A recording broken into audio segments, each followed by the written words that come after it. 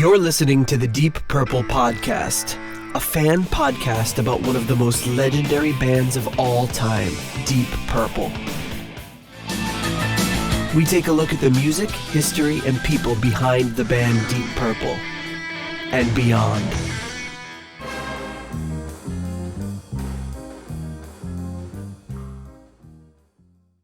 Welcome to the Deep Purple Podcast, the first and only podcast devoted to one of the greatest bands in rock history, Deep Purple.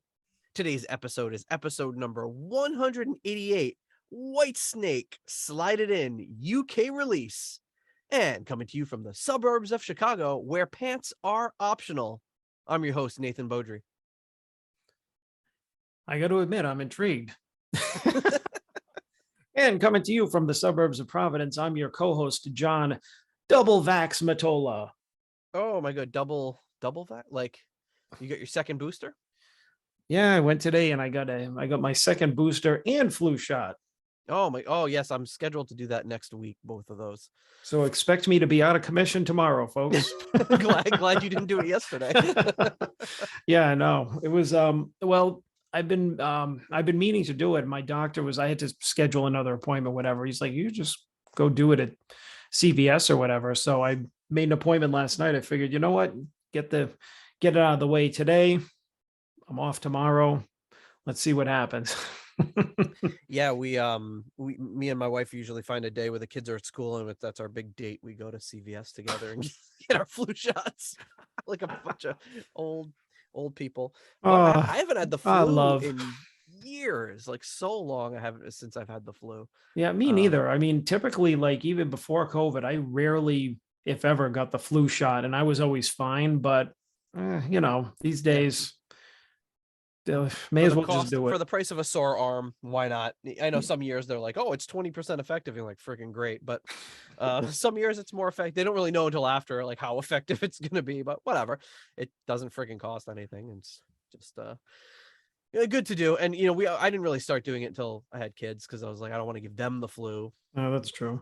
So I asked the girl, that it was a girl that was doing the shots and everything, and so she goes, do you want it in like and I mean, I can't believe I asked such a dumb question, because she's like, do you have any questions? And so I said, do you want it in like this arm, one in each arm? I said, well, what's the difference? And she goes, well, some people prefer to just have one achy arm. And I'm like, good point. I said, just do them both in my left. You have two arms that you can't raise above your head.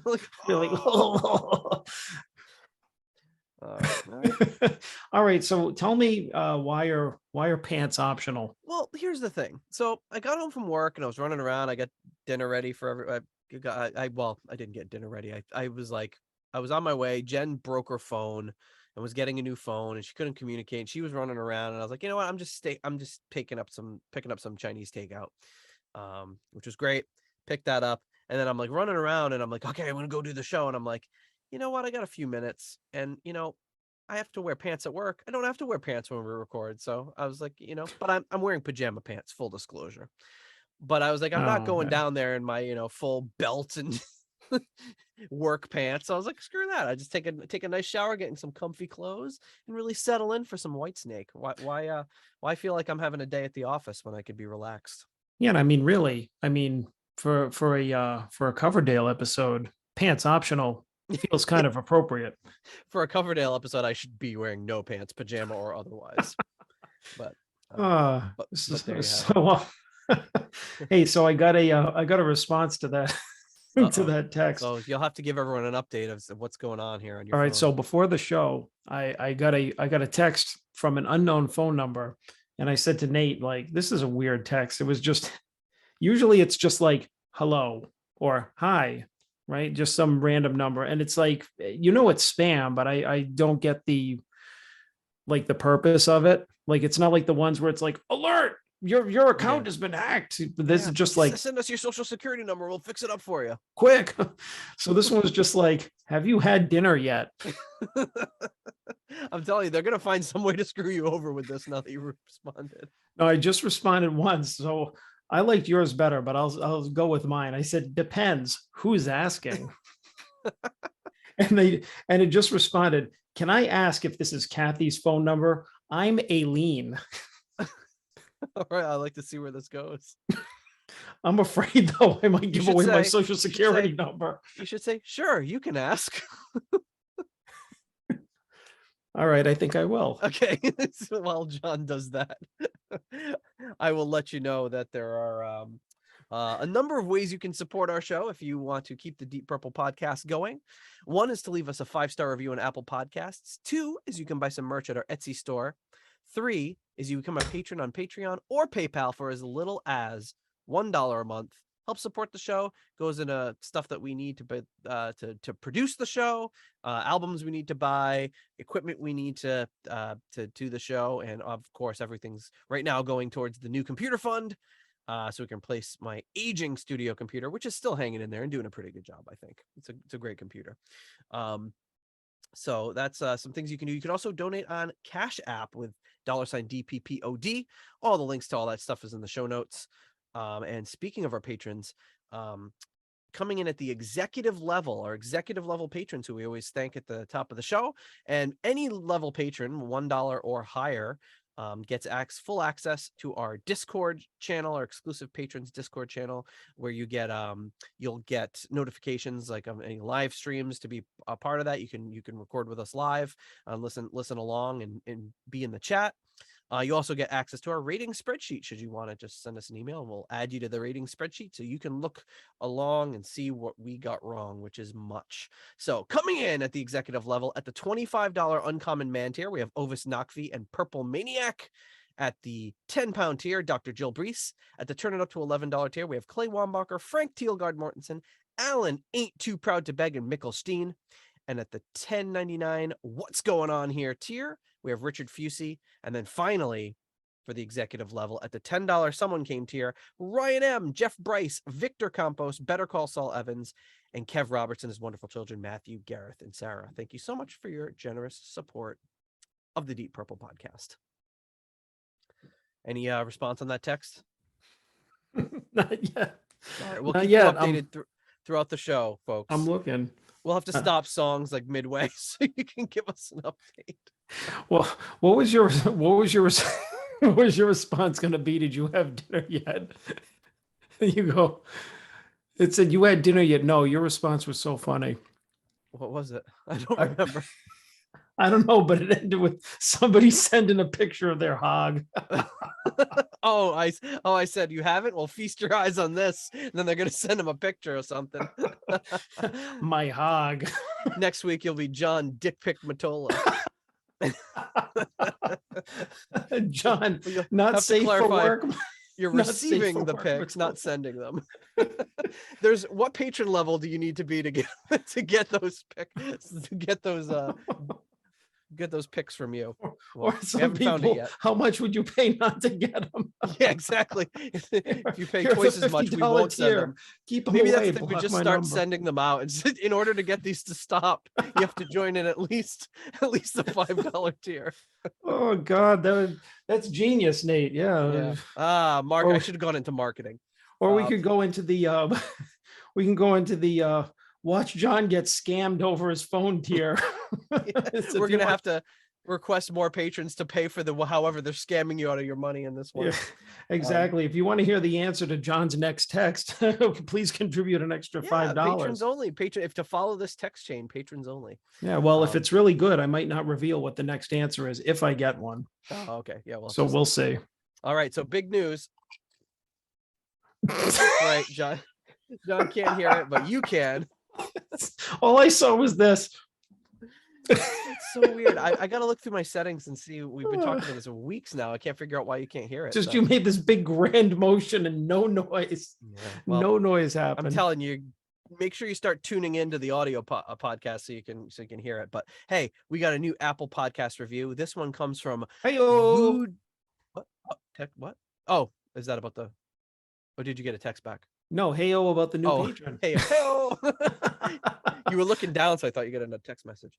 Voodoo is from the US, 5 stars, titled Men in Time Would Have Been Cooler. I like that. Men in Time. It's a thinker. Okay. This podcast rules, and if I had it my way, I would have called that. It would have been called that Men in Time. Oh, well, like Ozzy Osbourne said in his 1994 album, Rock and Roll Over, you can't always get what you want, but if you try sometimes, you get what you need. Like that. It's like the, you ever see like the mashup covers where it's like it's like the cover for Master of Puppets, but it says Slayer, and Yeah. then it says like Rust in Peace or something on the bottom. Okay, I was going to say there's so much wrong with that sentence that it was obviously on purpose. Exactly. Accidentally on purpose or purposefully Ooh. on purpose. Ooh. So, hey, if you want to support any other shows or listen to any other like-minded shows on the Deep Dive Podcast Network, check out deepdivepodcastnetwork.com for a slew of other great programs on single bands. So check it out in the show notes. All right, John, we're finally here. Slide it in, the UK edition, the UK release. Woo. Oof, Hell yeah. I never thought we'd get to this one. I'm excited about this one. Yeah, so much unknown Whitesnake to get to kind of known Whitesnake. Yeah. Yes. I mean, to the casual fan, I mean, all of us love this stuff. So exactly. But so I should preface it by saying we kind of went back and forth about how we should handle this album because if you're not familiar, if you're listening, you probably are familiar listening, but this album famously has a UK version and a US version, and it's very divisive. Some people love one, don't like the other. Some people see the merits of both. Generally kind of depends on not 100%, but it usually kind of, if you grew up with US Whitesnake being like 1987 and above, people kind of generally gravitate towards the US version. People who were Whitesnake fans from the early days usually gravitate towards this one.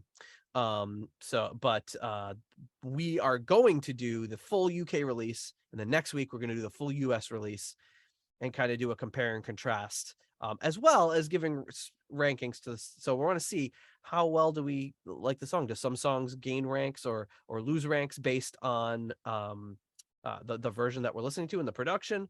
We'll have to see. But to kick it off, what is your history with Slide It In? So let me see. Well, I know that I had this album. I think after all the other ones, I knew the early Whitesnake albums, and I knew that this was the kind of the not the follow. What is it before the follow up? The prequel, the album before 87. So yes. I knew that this album had that kind of history. Like this was the beginning of their current sound, I guess you could say, their 80s sound, current meaning 30 as we know it at the 35-year-old sound.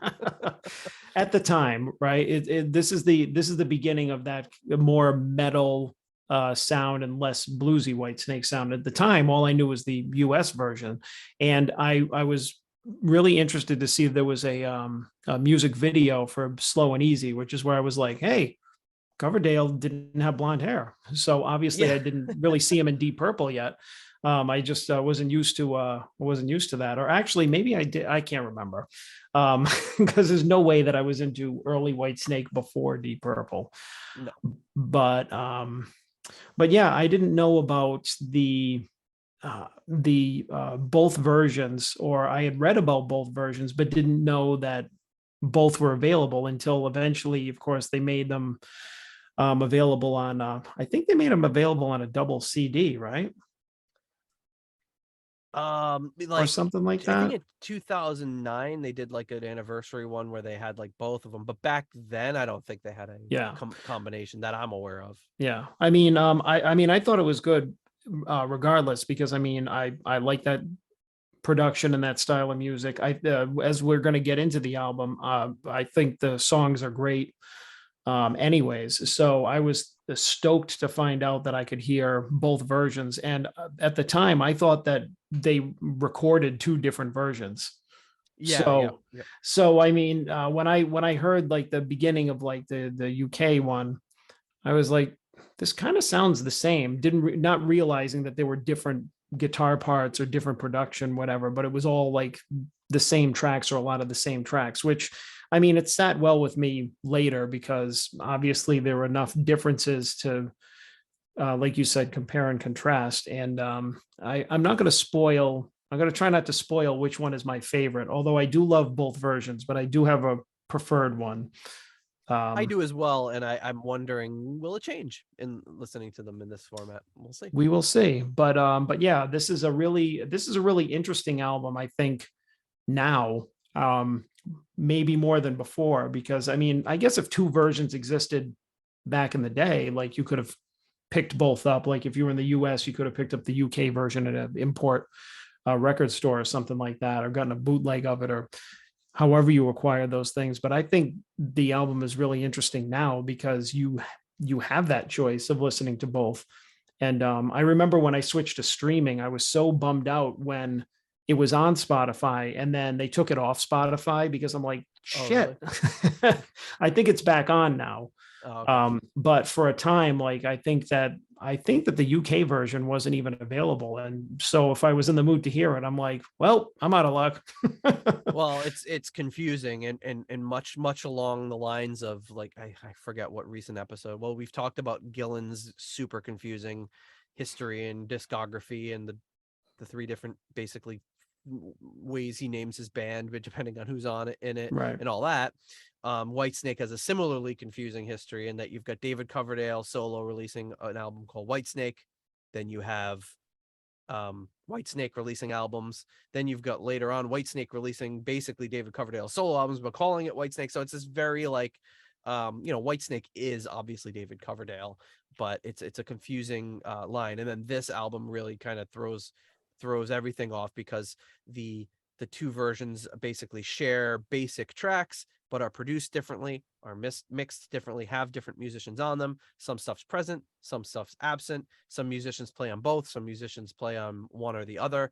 And the sequencing of the songs is completely different. So it's just a very different experience.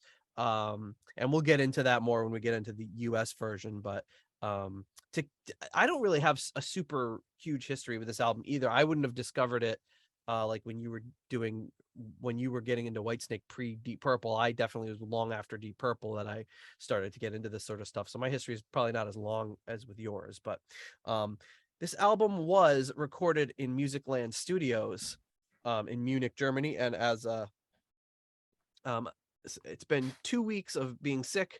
This is gonna be my first sip of beer to touch my lips in 2 weeks. I've got this German Weinstefaner Fest beer that I'm going to have in celebration of hopefully being over this dread illness. I figured we'd go with a good German beer. Where's Weinstefaner brewed? I think New it's Jersey. no, I think it's Bavarian. I think it's one of the oldest. Yeah, it's Bavaria, one of the oldest breweries in the world. I think brewed under the purity law of 1516, still holding strong. So let's see how this tastes. Can you taste it? I can. I'm starting Good. to taste things again, which is great. Very Makes good. for a good experience. So Munich, Germany, between April and May of 1983, Eddie Kramer is producing. Um, in July of 1987, Coverdale goes to do the vocals in America. And then in October of 1983, John Sykes auditions for the band in Germany, back at Musicland Studios. So from October to November of 83, the album was completed at Musicland with Martin Birch. We'll get into that later. Um, uh, Colin Hodgkinson had come in to be the bass player. He quit at some time during the sessions. Um, and then Mickey Moody was kind of, having a tough time. He says, we recorded Slide It In Munich and it was kind of clinical to me. And it was not the same sort of band that Whitesnake had been. At this time, at this end of the year, I left the band at the end of the European tour in the fall of 83. I really didn't have a particularly good time. You would have to ask David the rest of it. Geffen was interested in bringing him into the States and creating a new Whitesnake. So Moody describes being really only involved with one song and the writing aspect slow and easy. And he really kind of felt like he was more of a session player on this, not really a member of the band. So Mickey Moody quits. They have to cancel their UK tour. And then Mel Galley joins the band. to replace. So Mel Galley is replacing at this point Bernie Marsden. Um, Tom Galley says that before Mel joined Whitesnake, that he and Mel had worked up demos for a new Trapeze album. He said that David Coverdale heard the demos and wanted him in the band to replace Bernie. They ended up using two of the songs from this demo tape that include Gambler and Give Me Just a Little More Time, become Whitesnake songs with David Coverdale kind of rewriting some of the lyrics and stuff. The other songs from that go into go towards the Tom and Mel Galley project Phenomena, which features Glenn Hughes. So the other four songs from that. So there's a tie in between Trapeze, Glenn Hughes, and the Phenomena album with this particular Whitesnake album. So David Coverdale said he was really excited about doing the album because this is the first album, as you remember in our last episode, we talked Saints and Sinners. We talked about how the band was in flux. David Coverdale is like the only person pictured on the back of the album. There's not really credits. It's confusing. But he was excited because he got rid of the old management. He's starting kind of fresh. He was really excited to work with Eddie Kramer, but he says it was kind of disappointing. He said the band didn't like him at all, and he said he wasn't really involved. And David Coverdale referred to him as an imposter. So didn't have a good experience with Kramer. What was the other band? What was it? Zephyr. They produced with Kramer, and Kramer, they said he was just kind of like not there, and he was off doing other things, really distracted. So two Deep Purple side projects not giving Kramer glowing reviews. Coverdale was impressed with John Callender. So he said he had a really great track record for reinvigorating bands who are all washed up. So he had gotten Aerosmith back together. And he's hooked them up with Diane Warren to write songs with. He had done things with Cher to get her career back on track. So White Snail. White Snail.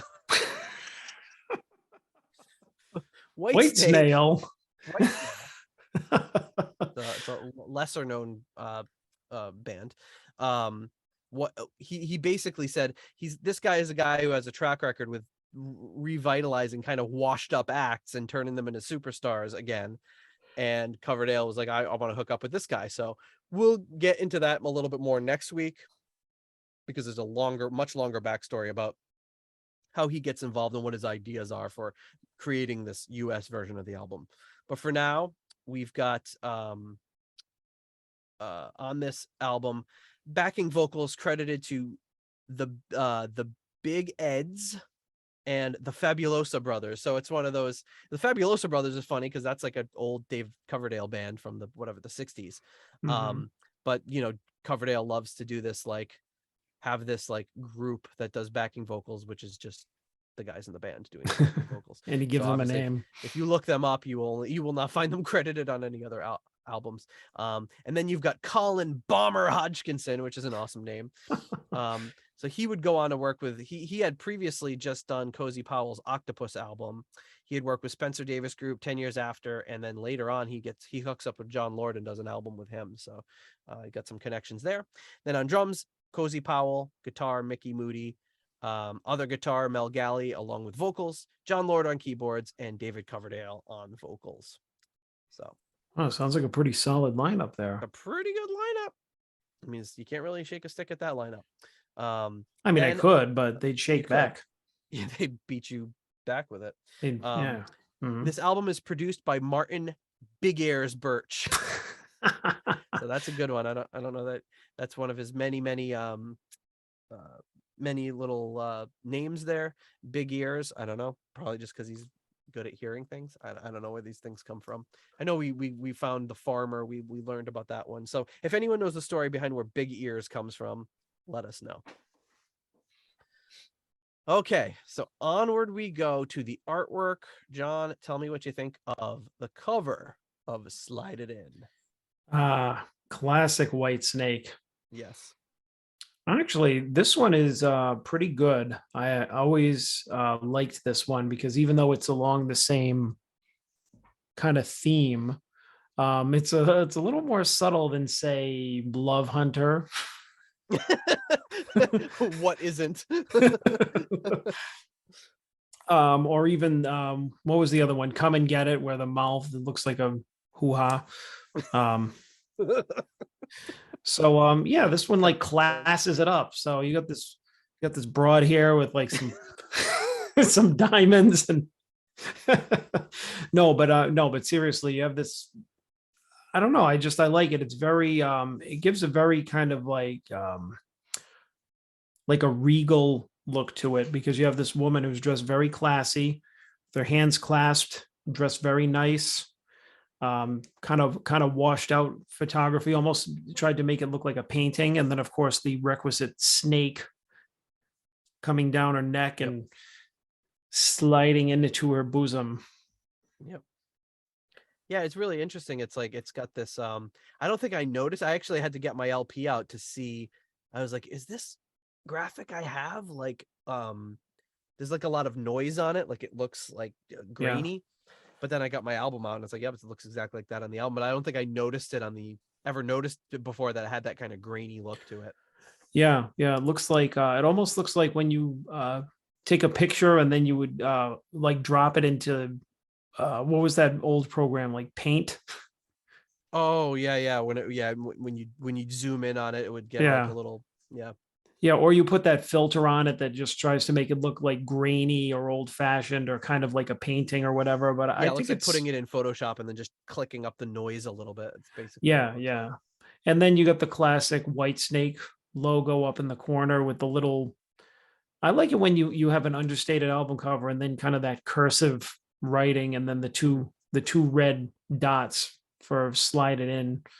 There's something Um, I don't know why every time I see this album cover, I think the dots on the it's funny because there's red dots on the eye on slide and the eye on in, but not on the eye on it, yeah, that's which kind is of odd. weird.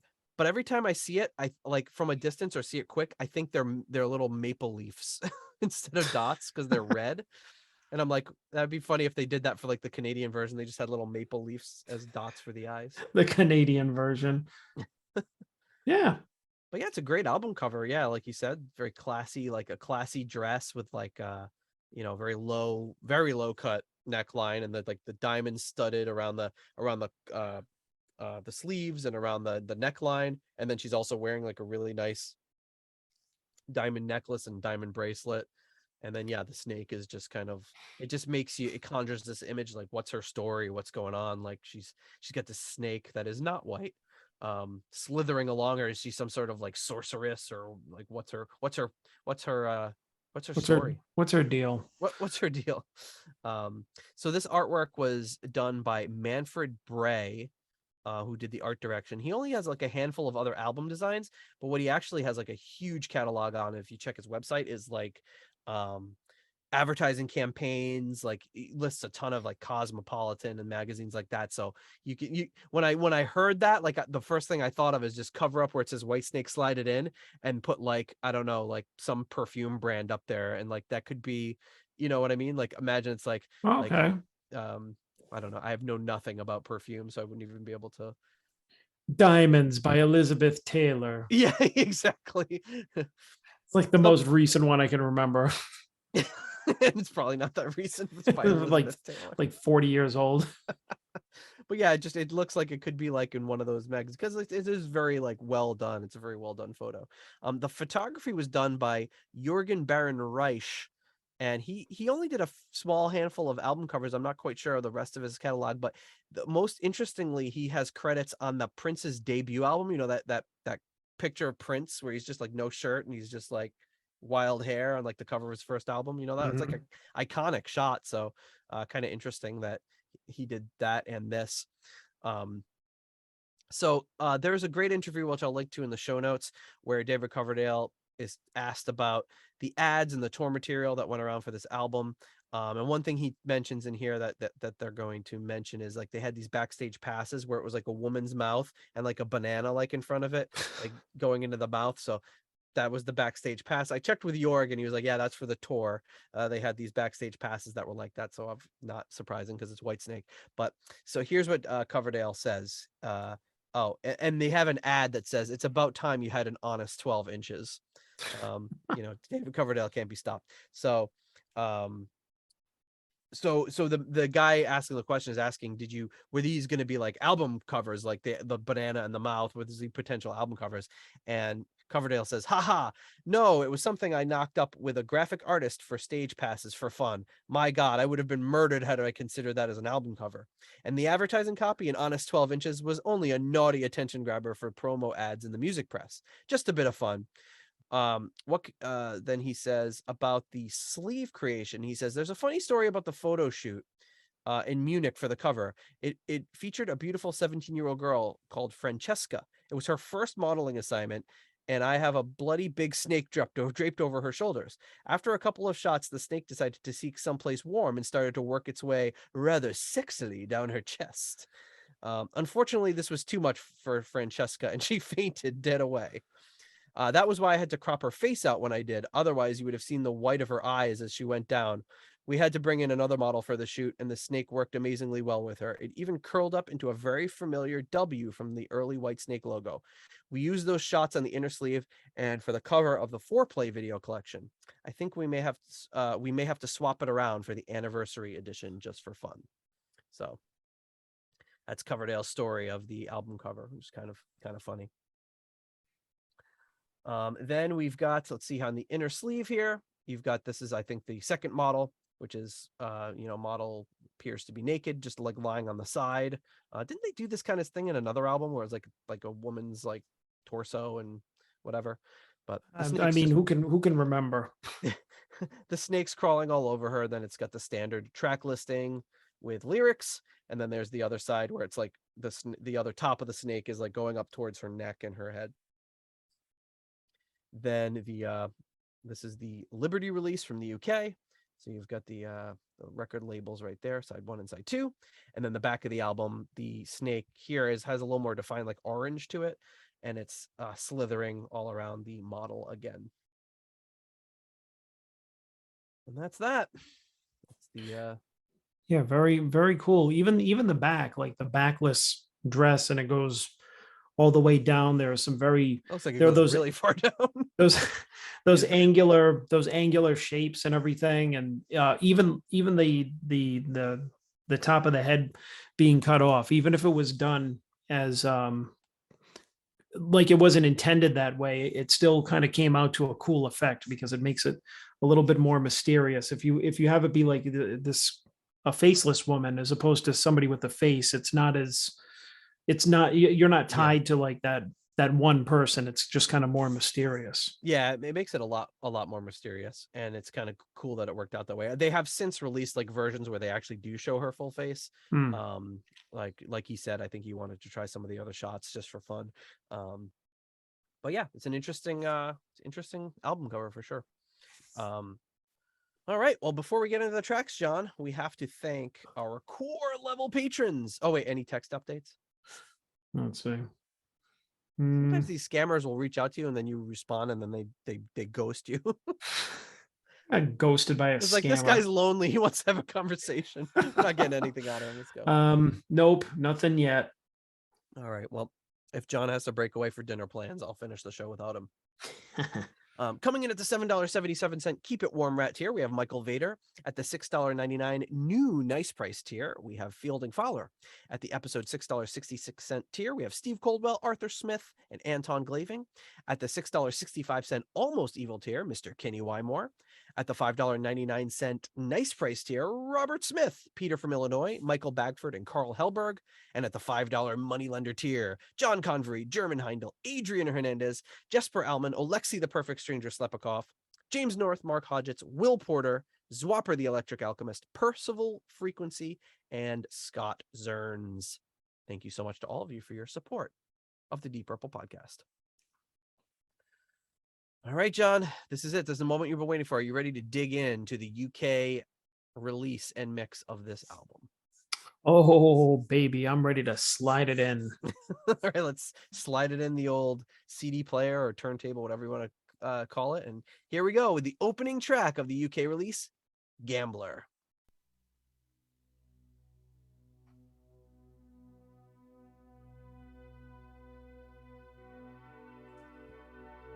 Yeah, that's right. You have John Lord start that album. It's funny because it sounds like it could be at home on 87, honestly, with that intro.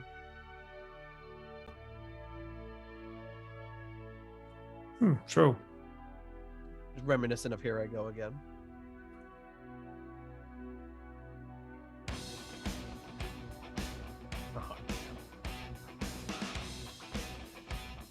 And this is the 2019 remaster, but the mix should be the same.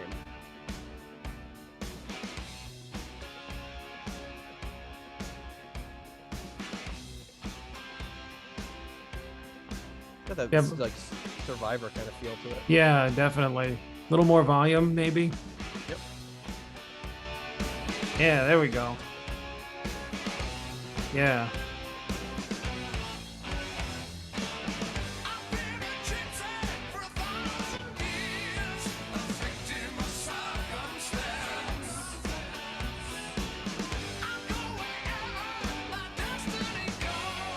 Sounds great. Yeah.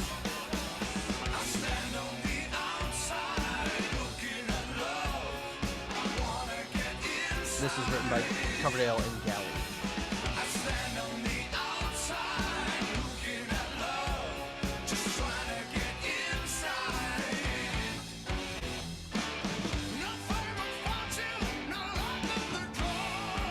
Very dynamic sounding song. Yes.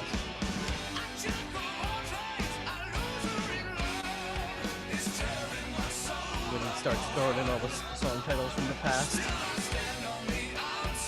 And Coverdale sounds great.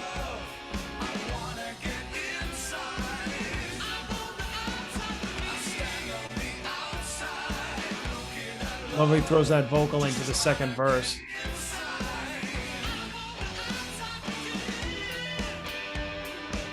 Lord.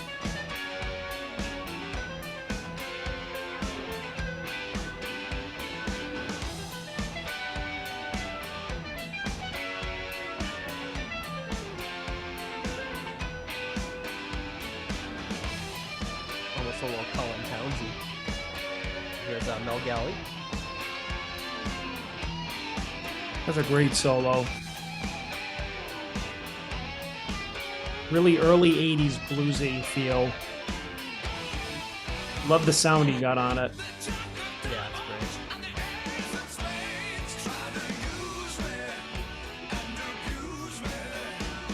great. That's a nice tight rhythm section too.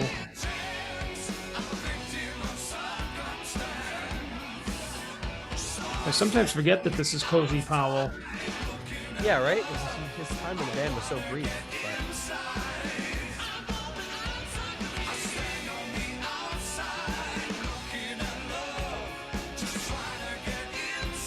It's interesting hearing him sing with Mel Galley because Mel Galley has a very easy tone to his voice. That's Mel Galley doing the like I'm on the outside. Yeah, I think he's singing along with him. So it's got that Mark III, 4 purple sound to the vocals. Hmm.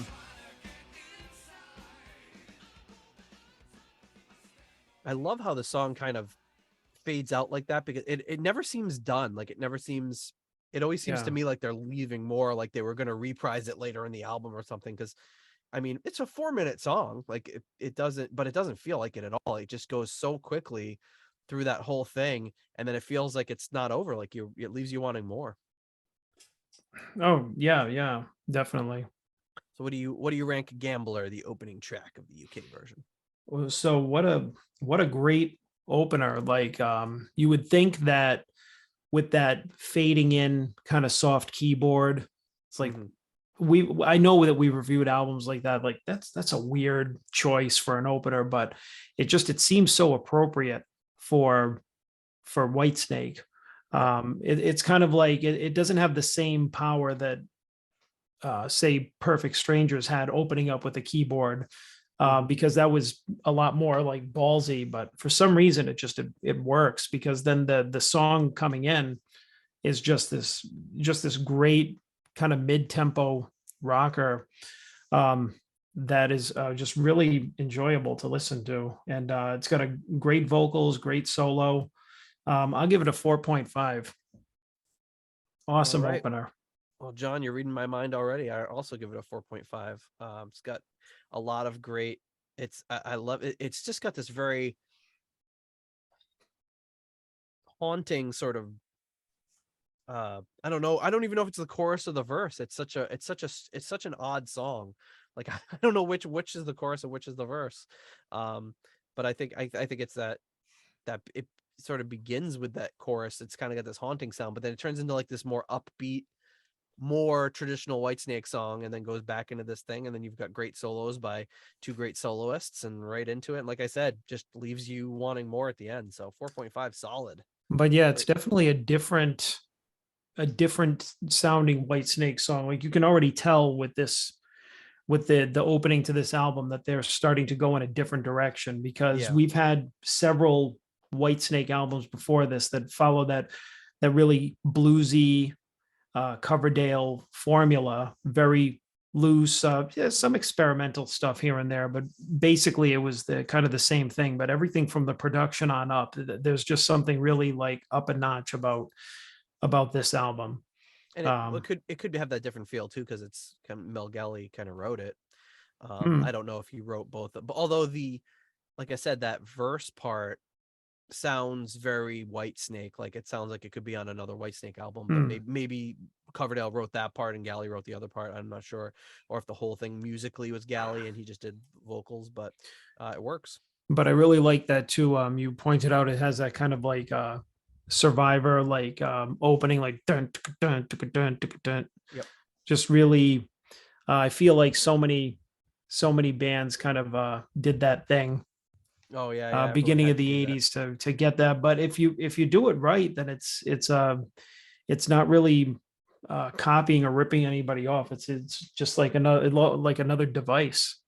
Yeah, and it goes in. This song goes in such a different direction that I don't think anyone will listen to it and think it was derivative. I mean, if Oh you're no. just listening to just that part, you'd say, "Oh, I think they're copying it," but not at all once it gets into it. Okay, next track we have up is the titular. Slide it in.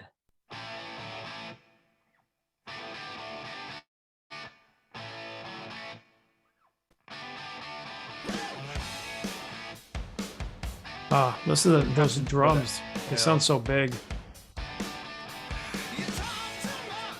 cozy, that's so powerful. And what a great riff. It's so simple, but like, I mean, as a Kiss fan, then you must be eating this up. This oh is very, yeah. Oh yeah. It's such a Kiss riff.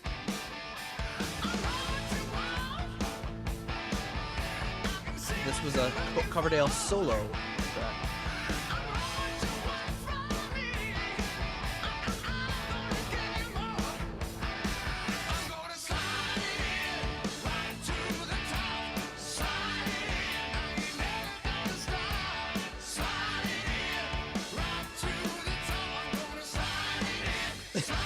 This song never, I can never get through the song without laughing.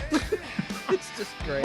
It reminds me of something that would be in one of those little segments where they do like a, a Spinal Tap, like, oh, and then this from this album, and then they're just playing the chorus of a song, and it's, I mean, this had to have, well, when did Spinal Tap come out? Was it before or after this?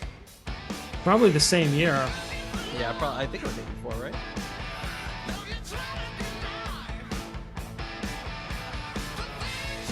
Well, this album came out in January of 1984, so it could have still.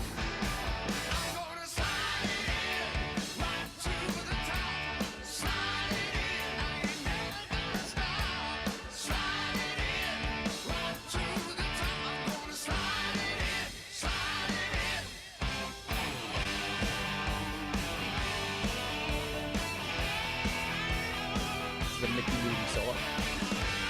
Yeah, you can definitely tell this is a classic early Whitesnake solo. You can tell it's Moody.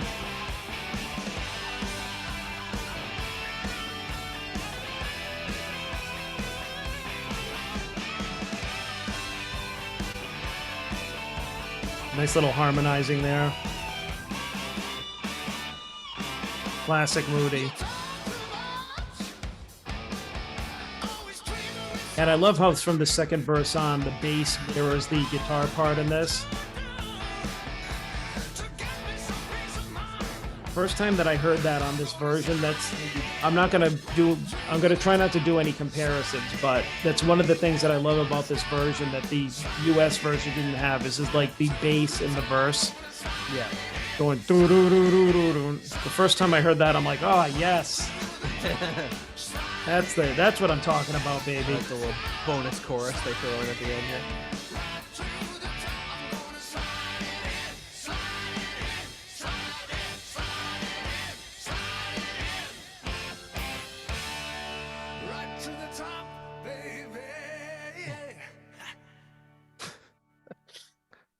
Classic Coverdale. Absolutely classic Coverdale ending where he has to do that.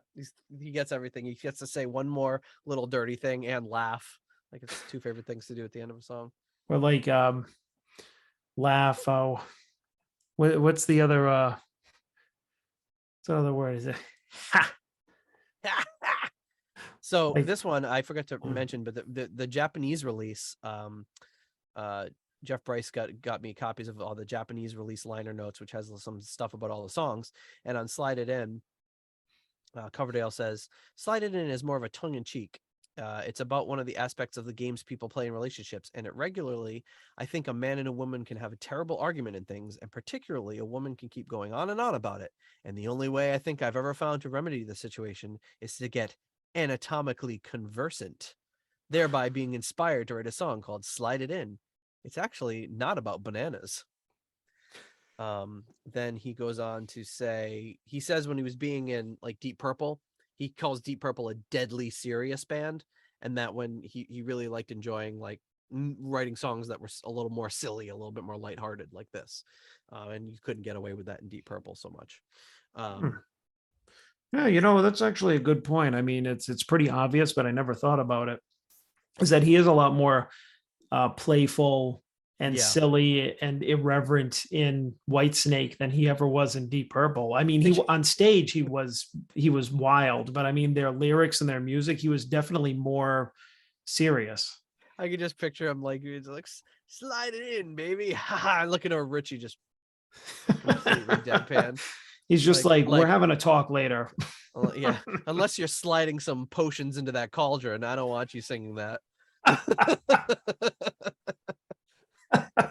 unless you're sliding that pilgrim hat on top of my head. Those felt boots on my feet, unless you're sliding those on. I think we need to have a serious discussion here. Coverdale. So Coverdale says he wrote this and several other songs in St. Lucia. He said, me and my wife at the time were getting on very, very well, and we were very physically active, which was certainly promoting a lot of those tunes. And then he gets a lot of like negative comments from the press about his lyrics being, obviously, like this. Yeah. And about it, he says, water off a duck's back. That is, of course, if I bother reading the reviews. If they don't get it, fine. Unfortunate, but not my problem. I do what I do, and they do what they do. For some reason, I feel my contribution is more fun, more joyful. I don't envy miserable people. They tend to try and drag you down to their level. Energy vampires, and I'm just not interested. It really is a waste of time to try and piss on my parade. Some of my lyrics are obviously written in fun, for a laugh, like the title track. And if they want to take it seriously, then really that is their problem, not mine. I remember I was getting nailed as a sexist. I helped design the Love Hunter cover just to piss him off even more. So there you go. John, what do you rank Slide It In? Oh man, you hear Coverdale talk and you're like, I want this dude as my life coach. I know, yeah. Like, I mean, he's always so happy. Like, yeah, I think we talked about this before. I mean, I don't think he's ever been sad. I mean, he's just he's just always seems like he's having such a good time. Yeah, do you remember what was it? Was it the live version of Butterfly Ball, or when he came out with the drink in his hand and the lyric sheet? He's like looking out at the audience like this, and he's saluting, and he's like, woo, and he's reading the lyrics off the sheet. He was just having the time of his life. He didn't care. Yeah, exactly. So the titular Slide It In, one of my favorite tracks on the album, 5. Oh my goodness. 5 for me. Yep, going right out of the gate with those high ratings. Going strong. Unbelievable. It's just such a catchy song, and this version is so good. Like I said, one of my favorite things is that bass part in the verse, which it kicks in after that first verse chorus. Yep. And then the guitar solo is just so good. It's like updated Whitesnake, but still rooted in the past because you got Mickey Moody playing that classic um, solo style solo that he does. That's really bluesy and melodic, and it just makes you think of those early Whitesnake albums. But just everything on this album is kicked up a notch, and you're just like, yeah, this is it. Like everything that they were doing before, I feel like it culminates to this, and this is where they like nailed it. Yeah, absolutely. I will give this one a 4. I like it quite a bit, just not quite on your level with it, but it's a great one. It's a lot of it's a lot of fun. Like you said, tongue-in-cheek lyrics, a very, very good time. And it's, it's in and out, nice short song. I mean, what's not to like? Okay. So next track up, we have what are you doing? What's not to like? And then I go, Oh, you were that's what you're doing. oh, you just saw this part. I was like, John's losing his mind. Gone, already gone. He's finally completely lost it. All right, next up, Standing in the Shadow. This has got a really great, like, driving early Whitesnake feel to it, too. Another Coverdale solo song. And John Lord is really well represented throughout the album. He's not flying out front like he does in classic Deep Purple, but he lays down some really good lines on these songs. Yeah, I think I have a quote from him later too, where he kind of talks about that.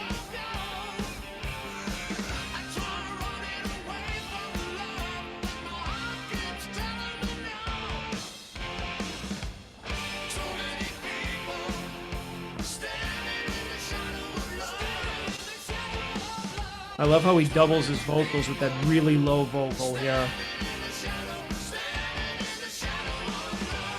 And Mel Galley with that sounds like that high harmony. Standing in the shadow of love. Old blind mole. Yeah, the old blind mole vocals. And this song has this really, I don't know how to describe it, like a poignant urgency to it. It's got this like dark driving in the city streets in the early to mid 80s feel to it.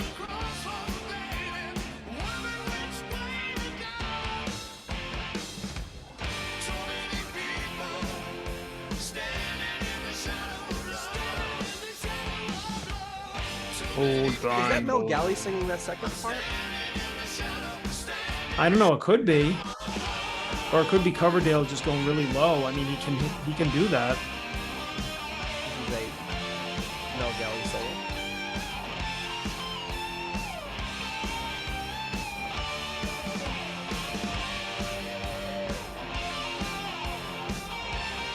A nice little delay.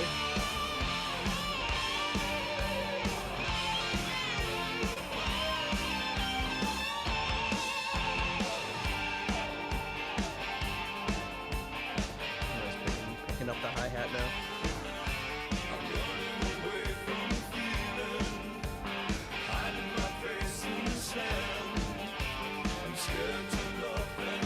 But I think it's Mel Galley who's going standing in the shadow. I think he does that second part. I mean, the vocals are just so next level for a Whitesnake album. This is so good. Got great harmonies, great backing vocals. What do you expect with the Fabulosa brothers, you know?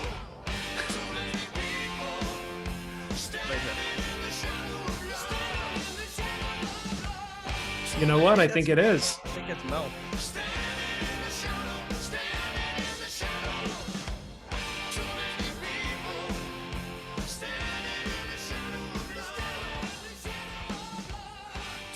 Yeah, you know what? It's funny because you hear these early Whitesnake songs, and some of the things that I thought were Coverdale are really Bernie on the early stuff, right?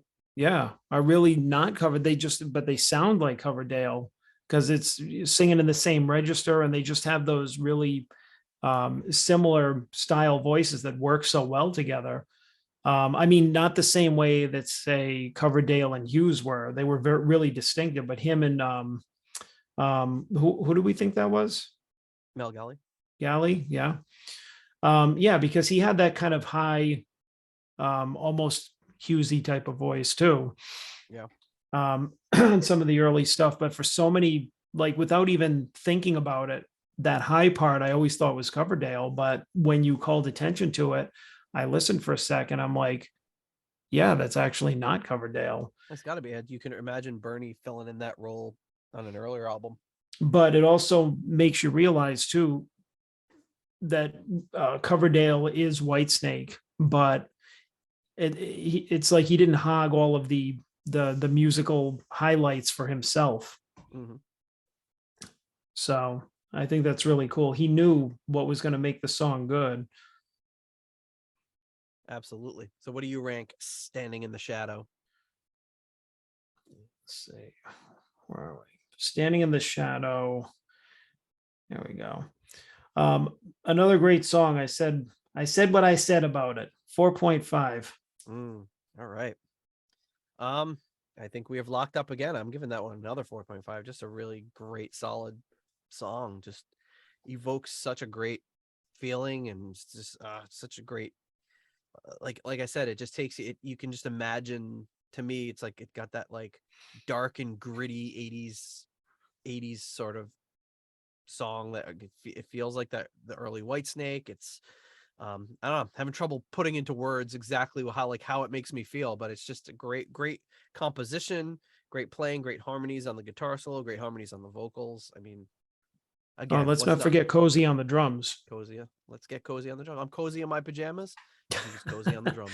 No, let's not forget he's doing some cool stuff there. You picked up on how he sped it up and he was working the hi-hat after the solo, and yeah, all of a sudden I think it was like for that bridge section, he just kicked it into the 16th notes on the hi-hat. Really nice. I mean, that's some great stuff. And then Lord in the background.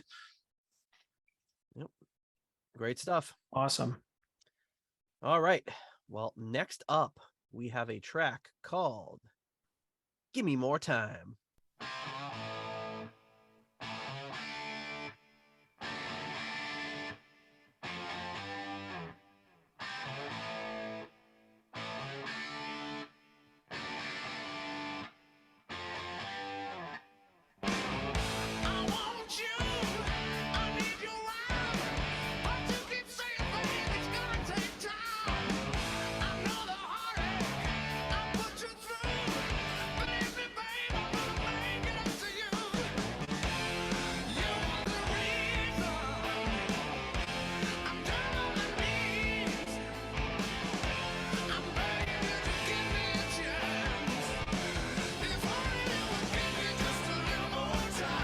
I love that pre-chorus leading up to this. Yeah. This is another one with a really, really deep, low vocal over the chorus or under the chorus. Do you hear it? Yep. Got the organ ringing out there.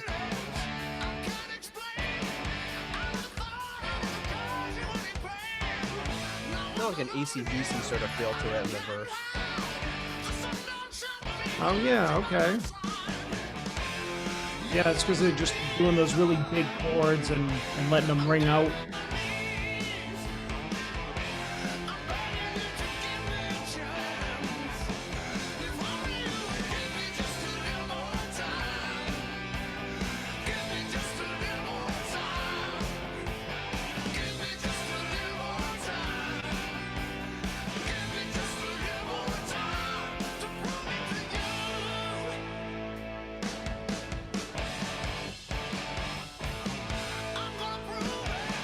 Love this part.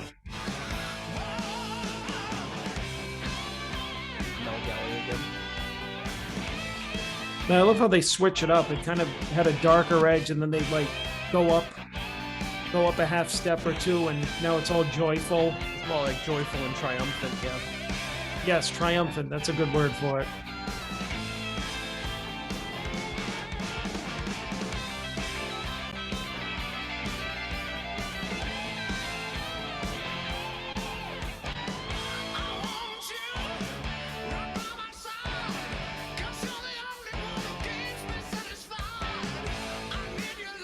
It's such a powerful riff too. Riffs so far on this album are really simple, but they're effective. Oh yeah. This one was co-written with Galley, and we've talked about how great his riffs are with trapeze. Yeah, he's brought a lot to this album. Actually, that gives me a little perspective too, because I'm thinking too, like Medusa and songs like that. Yeah, you can kind of see that where that's coming from here. Galley is just unbelievable. I mean, such a great songwriter, player, singer. I mean, talk about somebody who does not get nearly enough credit for all his amazing riffs.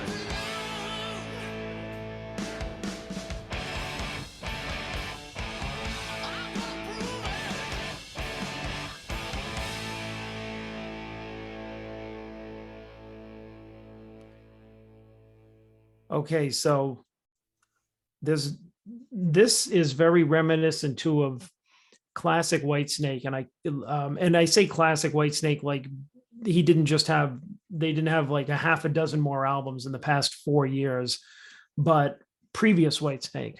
Yes.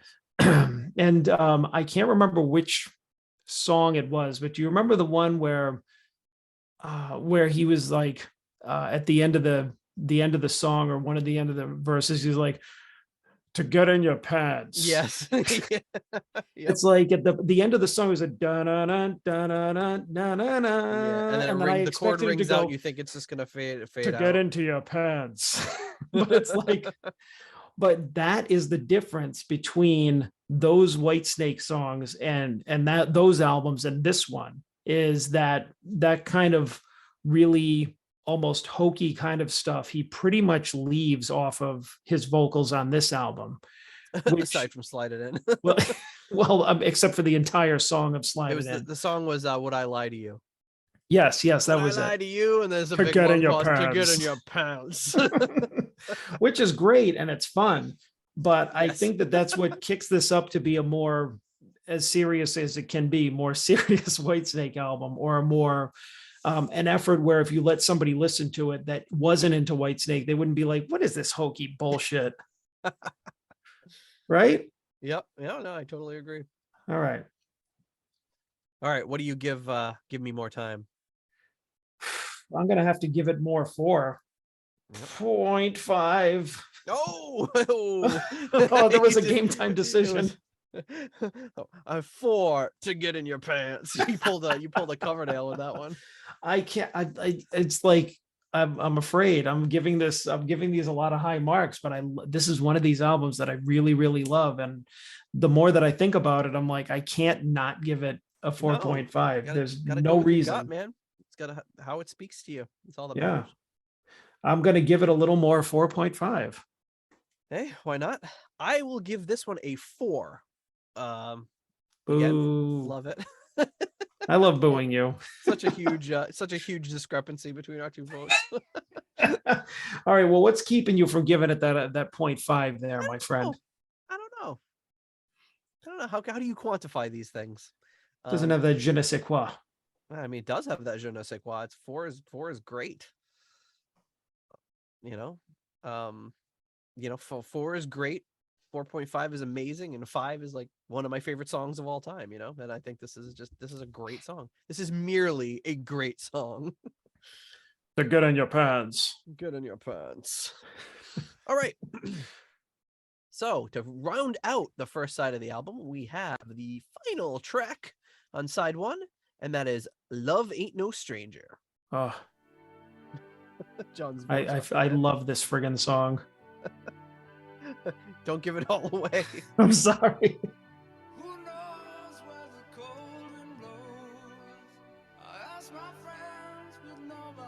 was a beautiful John Lord opening with him in Coverdale. Yeah, it's great.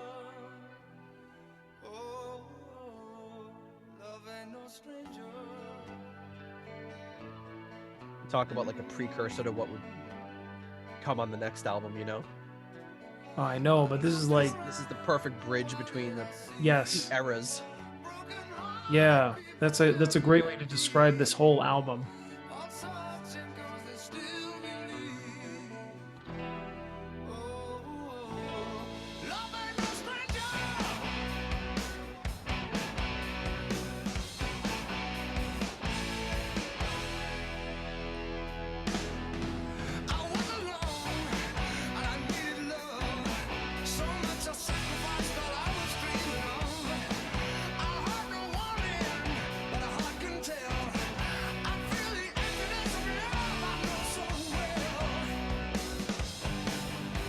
very strong lyrics on this album too.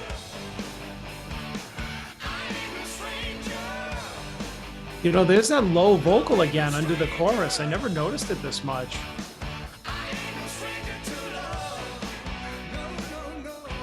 Maybe it's that it's this remastered version.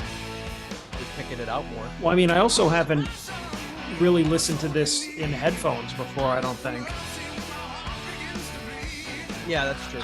So, I mean, I'm probably picking up a lot of things that I haven't really heard as clearly.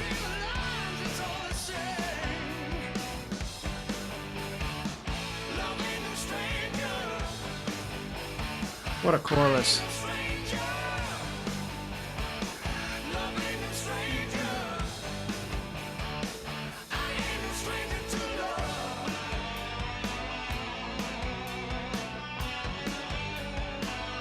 This is a Mickey Moody solo.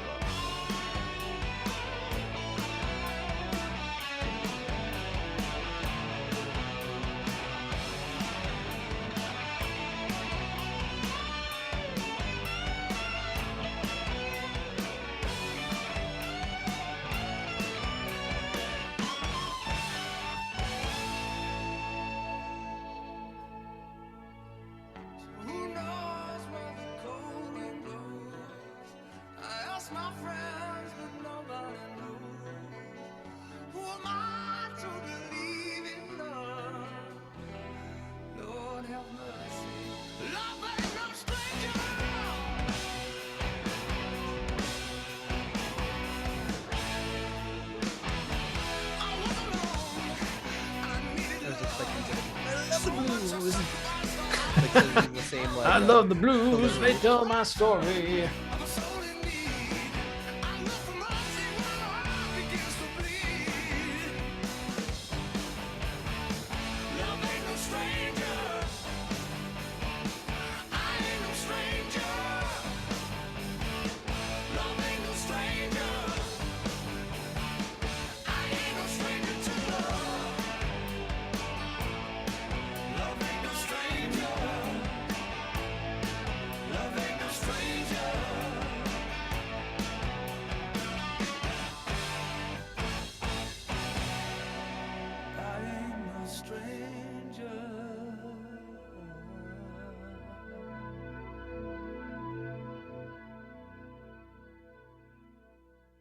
kind of a cool move to fade those keyboards in right back at the end. You know, usually they don't reprise them like that.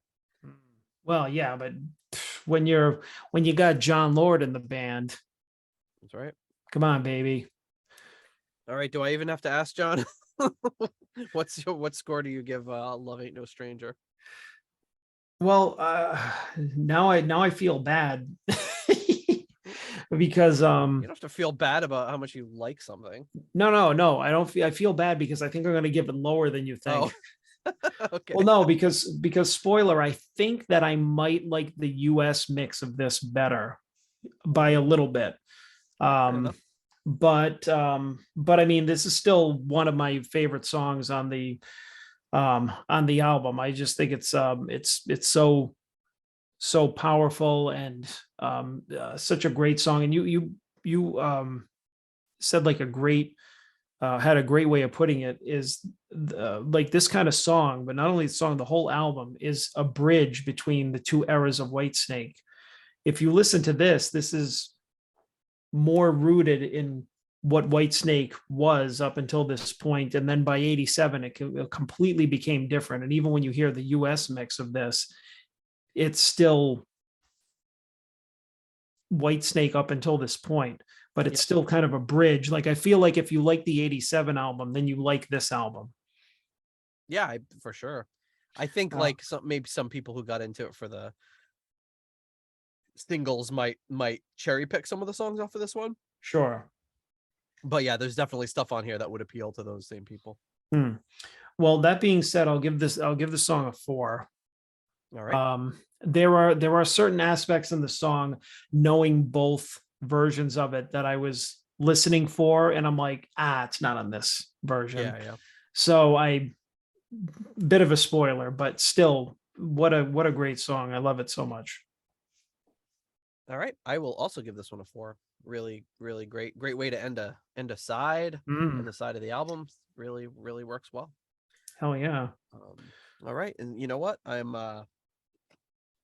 Since I've timed it perfectly, I've consumed my first Weihenstephaner on side 1, and here we go. I'm gonna open Weihenstephaner number 2 for side 2 to close it out. And the opening track on side 2 is, of course, the Mickey Moody joint, which is Slow and Easy.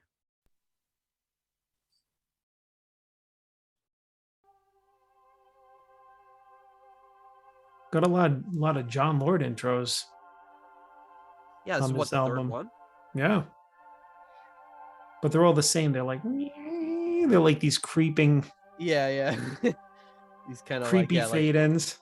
Like low budget sci-fi movie sort of stuff. You have the theremin. Not that low budget.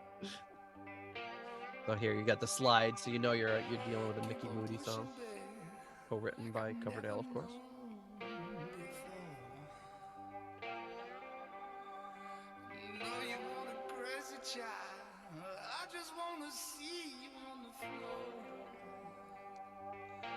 It's the wrong song, but I forgot to mention that Cozy Powell described Love Ain't No Stranger as the best track he'd ever played on. Wow. Yeah, pretty strong. See, strong Cozy and I have the same taste. We love the same song.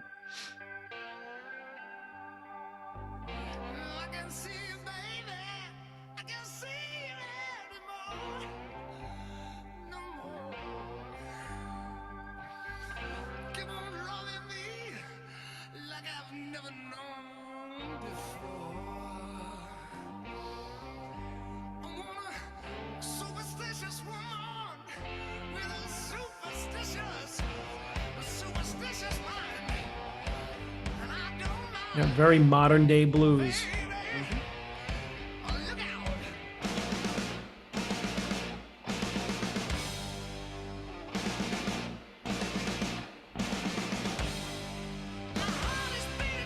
All Look Out is one of the best things you can say in a rock song.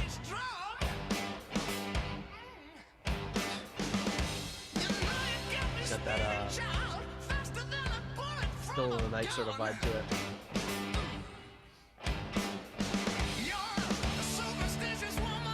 Like really considered by a lot of people afterwards. Still of the Night Part 1. The prequel to Still of the Night. Yeah.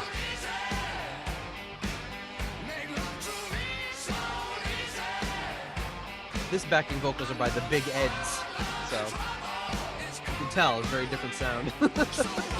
Yeah, the gang vocal. Now the slaps.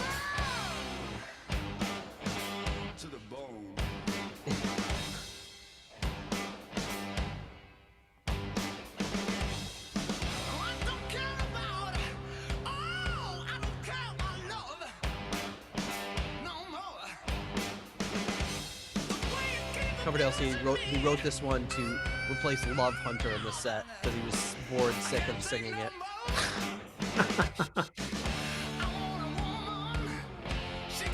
His other bluesy song. Right.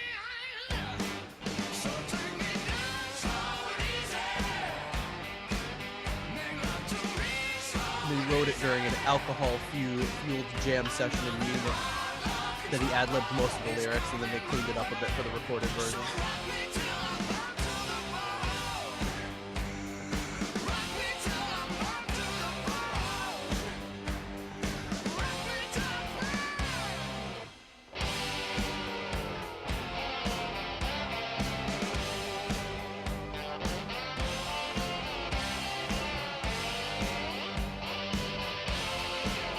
Mickey Moody.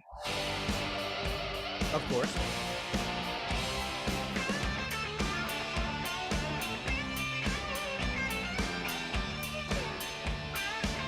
I can only list Mickey Moody as a soloist, so this must be him too.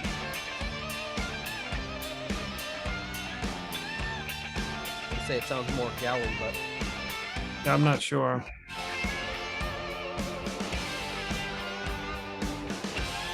maybe it's just because he lost the slide, so I assume it's not it.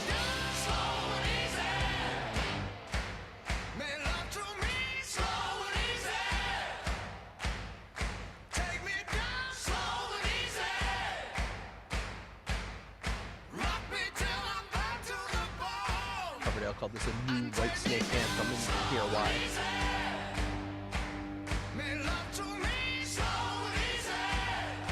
Well, you could tell that he was going for an anthem here.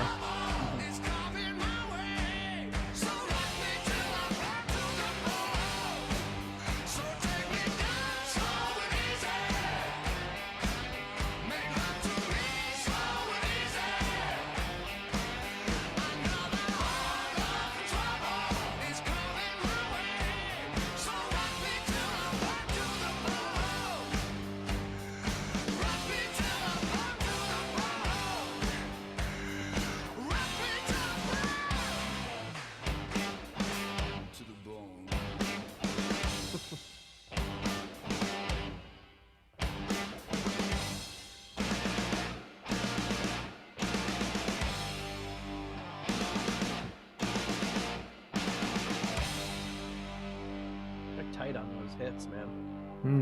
It's not easy to do. And then Lord coming back for the fade out. Yeah, they just love him. Realize how much they did this until we started pointing it out. He's so low in the mix. He's like, I've been playing this whole time. You just couldn't hear me because these other guys so loud. It's like after it's like, and then Lord's like, he was actually doing some soundtrack work. He was recording it like while they were doing it, and then you don't hear it until they stop playing. Lord comes in at the end. Still here. So what do you think of Slow and Easy? This is another good one, but I feel like maybe because it's the, as you put it, the anthem of the album, it's the one I think is most overplayed, and it's like the whole it sounds like Zeppelin, just because they go yeah, okay. That's true, yeah. But anyway, I digress. Still think it's a great tune. Give it a 4. I feel like once we get to the US version, I believe I prefer that mix over this one as well. But tomato. All right, I will give this one a 3.5. Yeah. Sorry. I'm killing John. I mean, I like it. It's a good track. I think it's a little too long though. 6 minutes seems like for the concept doesn't. That would be my only criticism. But the playing on it is so tight, and the thing you just can't deny with this album is just the energy level is so high. You know, we've done so many albums now where you can feel like, oh man, it feels like they're phoning it in and their heart's not in it. You just don't get that feeling on this album, even though, you know, people like Moody might have been kind of on his way out, or maybe a little bit less enthused with things, but it doesn't show in the playing. I mean, his playing is outstanding, and all the energy on all these songs is great. Oh yeah. All right, so another subtly titled song up next on side 2, Spit It Out.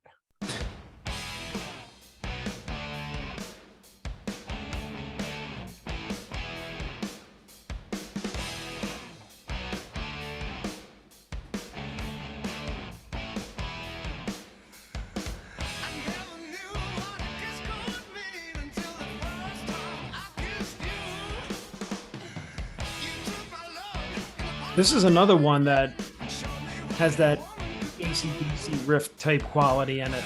Now that you a lot of starts and stops. Yeah, you made me think of that with the other song. And this is another Coverdale Galley song. There you go. This one and the next one about Coverdale Galley.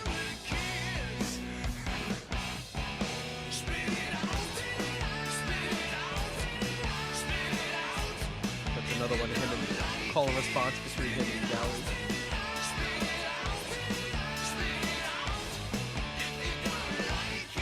How are they not cracking the hell up? I know. Spit it out, spit it out. Don't like it. I think How did they not stop tape like 50 times, like laughing their asses off? Who knows? Who knows what was left on the cutting room floor? It's another one like slide it in. Like I can't hear it and not laugh. I don't know. This one I think is funnier because slide it in is kind of subtle. Spit it out is just Kinda. I don't even know if it's kinda subtle. Well, next to this, this is less subtle, but neither can be described as subtle.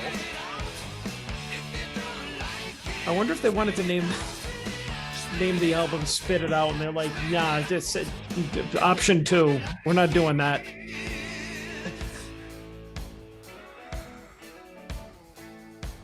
Well, I think they probably wanted to get rid of the pronoun, and it was like instead of slide it in, it was like slide my penis in.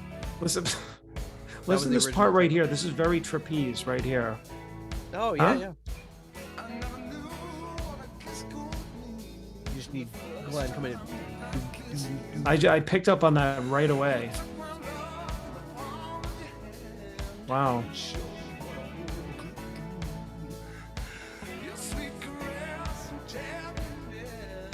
Love to hear what Glenn would have done over this.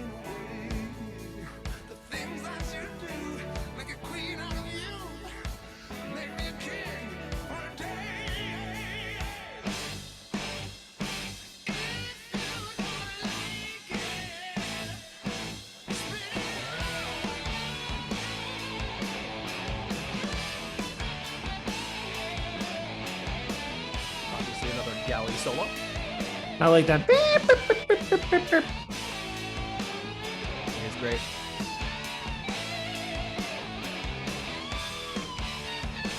Yeah, Mel Galley, MVP of this album.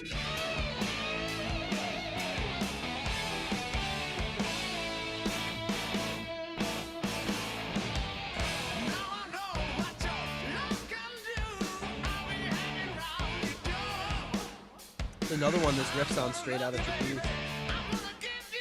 It's got that AC/DC feel to it, but I could hear this on the Trapeze easily.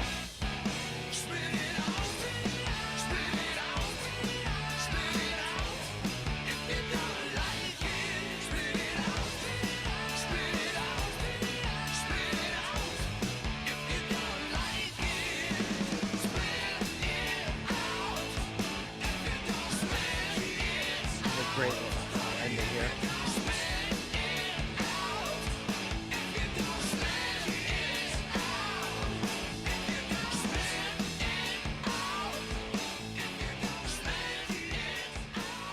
That's so good.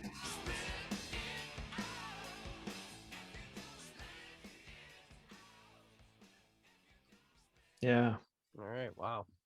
Here you go. Spit it out. Subtlety abound. What do you rank this one? What do you rank this one? Come on, spit it out. Spit it out. Tell me. Tell me.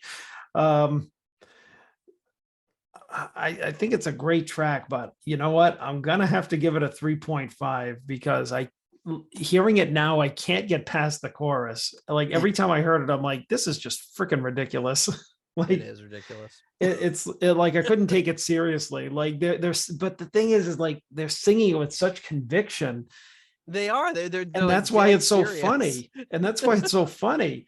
And I can't get past. And I mean, the music is great. The playing is great. That the intensity is there. But then once you get to the chorus, and I don't know why I never thought of it before. Maybe it's because we're talking about it and you're paying attention to it. But that chorus now just sounds so silly to me that I kind of just can't get past it. I mean, it's very silly. That's why.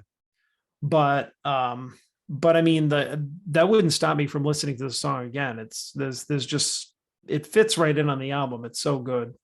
No, it's great. It's a great little riff. It's a great writing, great solo by Mel. I love his call and response with David is like, more of that. Like it just sounds so good. And like it harkens back to like that Mark III, Mark IV feel. Yeah. With between Hughes and Coverdale. But I mean, and you know, I'm not a lyrics guy, but I just like this. Well, this sometimes time, it's hard to ignore. this listening, I couldn't get. It was just, it just smacked you across the face. It just spit right in your face. I'm gonna give it a 4, even still, just because I really do like it. I love the song. Yeah, I mean, I guess it's one of those things where you can do a song like this and in the moment, like whatever, but like, years later, you're gonna look back at it and be like, maybe maybe we should have done. I mean, all you would have to do is change up very, very little about the song, and it could be more of a rock. But yeah, it's like totally over the top with how Yeah. graphic it is, and I how didn't I didn't say he couldn't. I said you shouldn't. yes, exactly. But do I have anything on this one? No, I don't. That's just it. Which brings us to the next track, which is another Coverdale and Galley collaboration. This one is All or Nothing.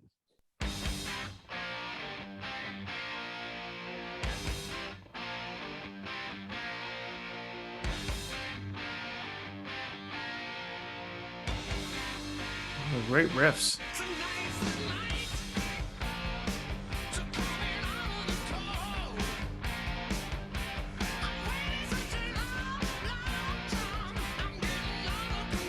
Getting a little high there.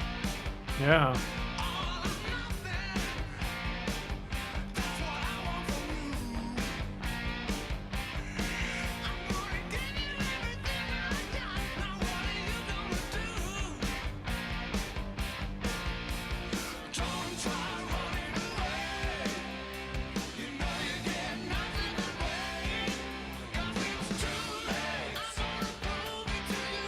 Piano. Yep. I was just gonna say you get some Lord back there on the piano. On the piano. Piano.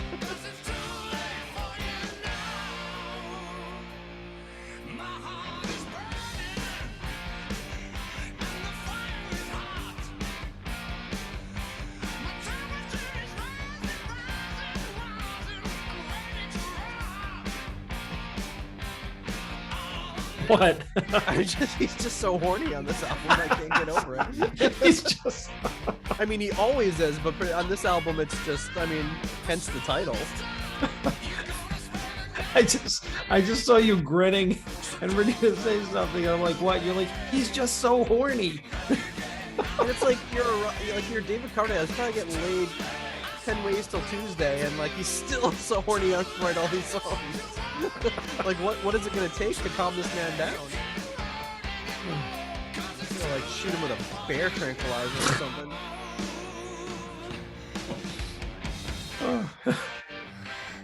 Oh yeah, John Lord solo. Forgot about this.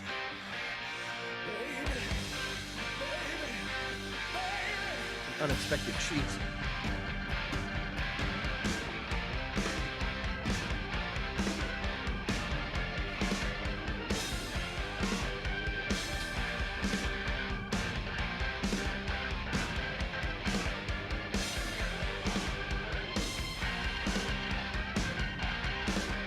Yeah, classic Lord.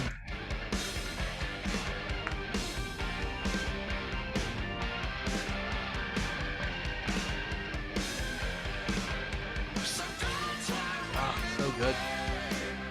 It's like Cozy was doing that like double hit at the end with it. It was like almost a flam, almost a 16th note. I couldn't tell that on the snare. It was just so good. Mm-hmm.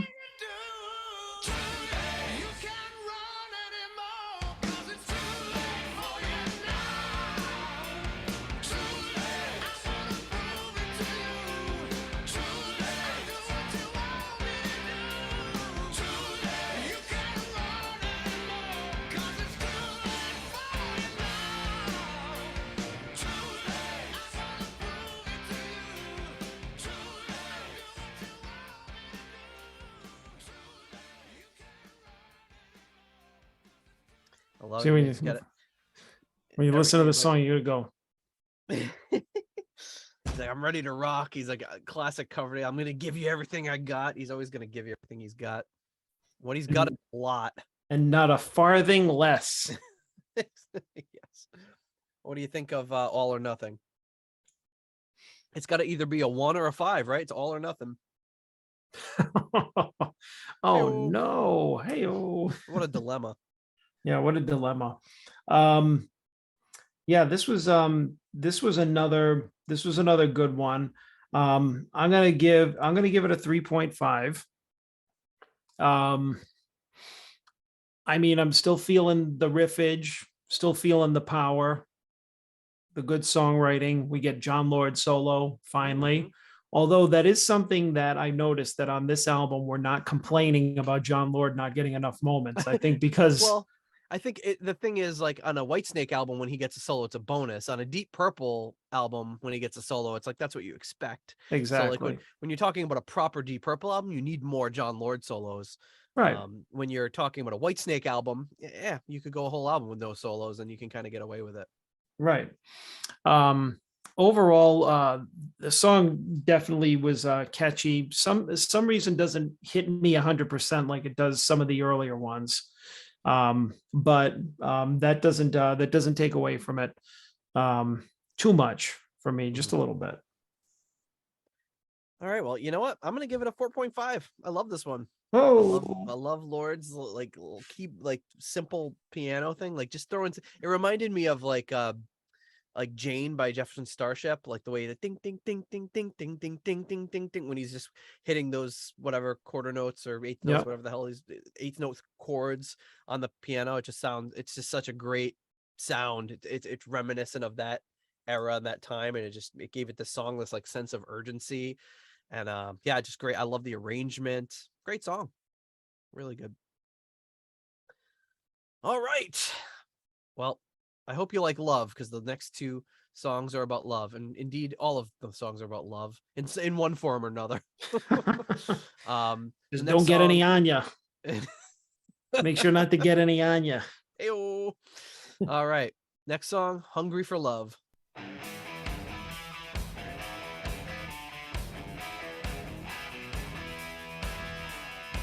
Nice riffage for a Coverdale solo. Right job.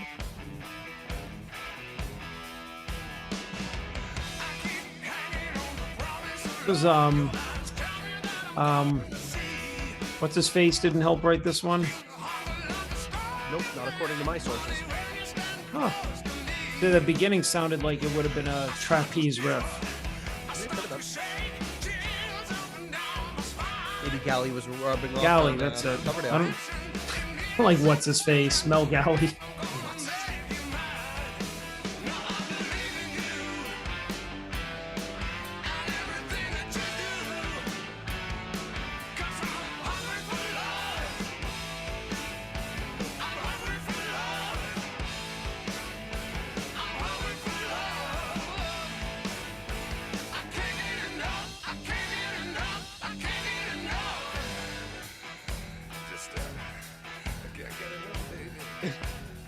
He's like hitting he's like going through the white snake checklist.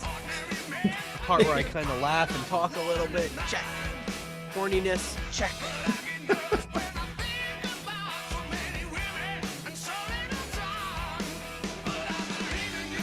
Cliches, women check. in so many times.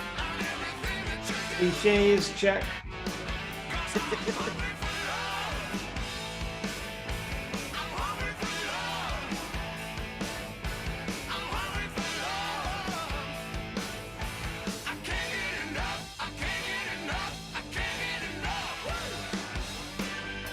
Oh, another Lord solo. Ooh, 2 in a row.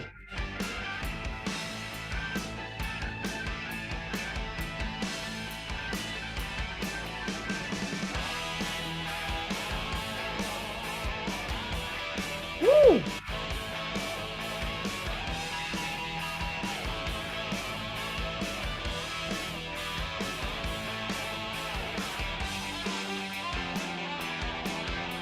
This is Mickey Moody. Nice.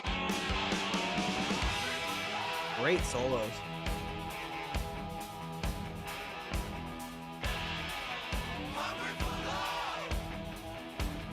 Fabulosa Brothers backing him up nicely.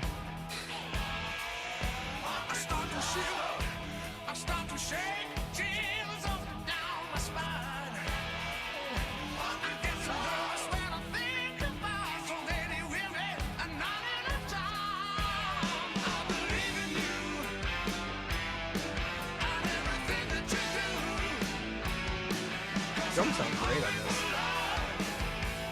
Great, nice ride cymbal. Love it. sir.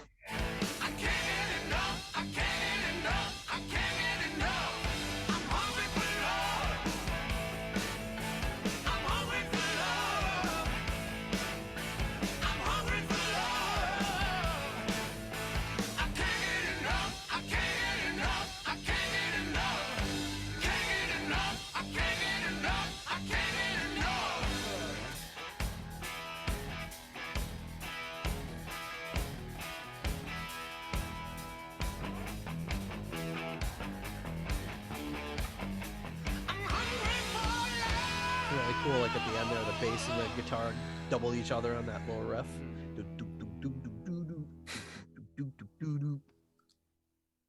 Yeah, very good stuff. Awesome. Hungry for love. John, what are you hungry for? What number ranking are you hungry for? Oh, okay, good. I'm glad you said ranking because I'm hungry for a peanut butter sandwich right now. Why don't you go out to dinner with that the guy who's texting you if you're so hungry? Or Is he woman, I ghosting don't you now? know. Is he ghosting you? Yeah, like let's just take a pause right now and see where this You should follow person up with is. him and be like, "Hey, I'm getting a little hungry over here. Thought we No, were it's gonna." Aileen. It's Oh, Aileen that's Eileen. I'm ghosting sorry. me. It was. I guess that makes more sense. They'd be like some sad sack is gonna be like, "Oh, some woman is texting me. All right, no. I should go get dinner with her." Some woman out of the blue is texting me. All right, wait a minute. Hang on. Hang Why on. don't you be like, "Come on, Eileen, I'm hungry over here."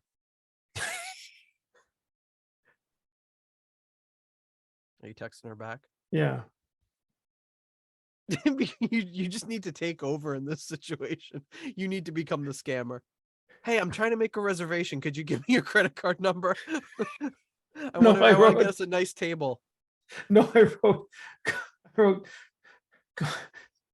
come on, Aileen, I'm hungry. Want to go to dinner?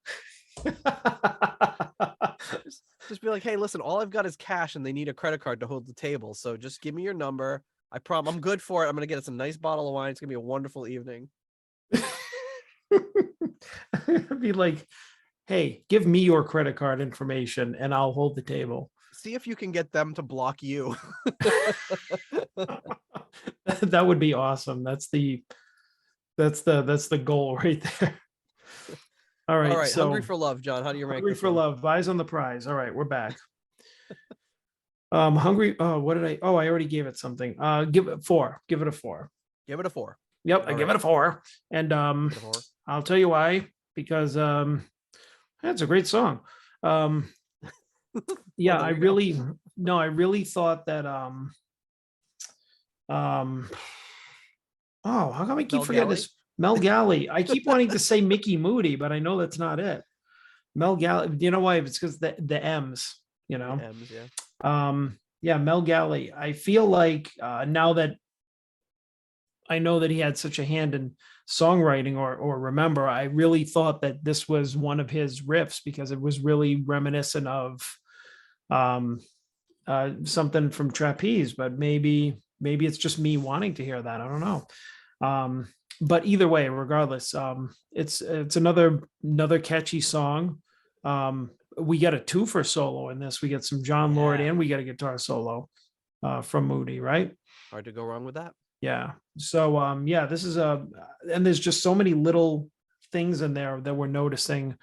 Like you notice the drum stuff. The guitar things,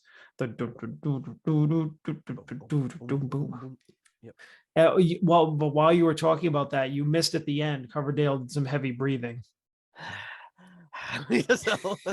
Panting afterwards. He's like totally in heat on this album. Like he can't be stopped. He's horny, he's in heat. You're cracking me up today. I don't know why. Well, come on, listen to this guy. You're just like, oh, he's so horny.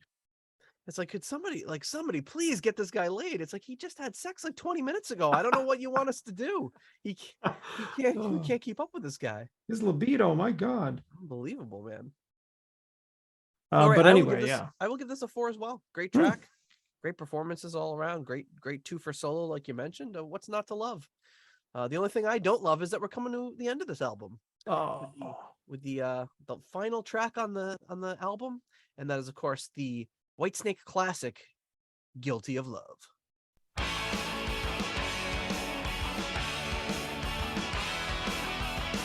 I love it. They just right out of the gate start with a melody. Oh yeah, no, they don't waste any time on this one.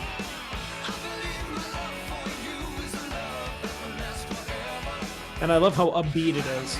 Oh yeah. You hear the song and you think it's gonna be this like heart-wrenching ballad. But it's a really nice upbeat last song for the album.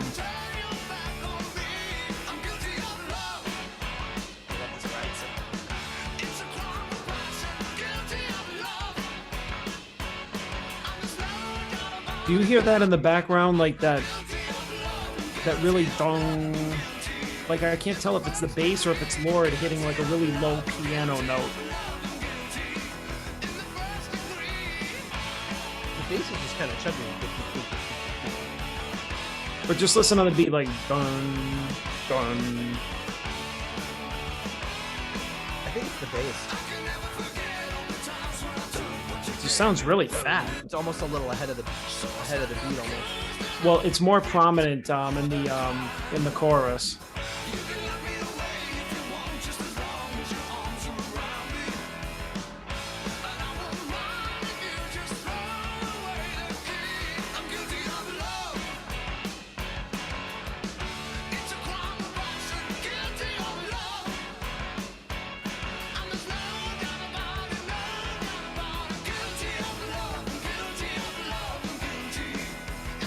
Galley's backing vocals again are great.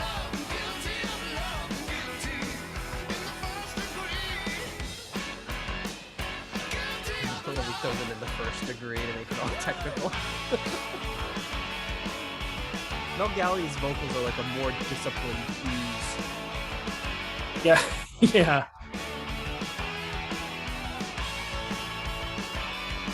This is Mel Galley, I think. Then it goes into Mickey Moody after this.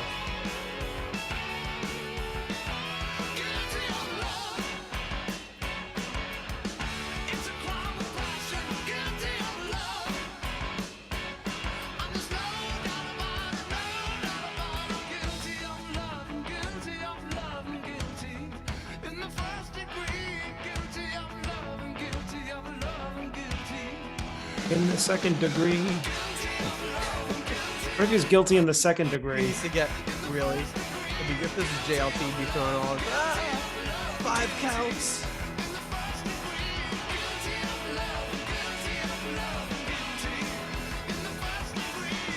The jury's deadlocked, baby. Is there anything you can think of from watching Matlock?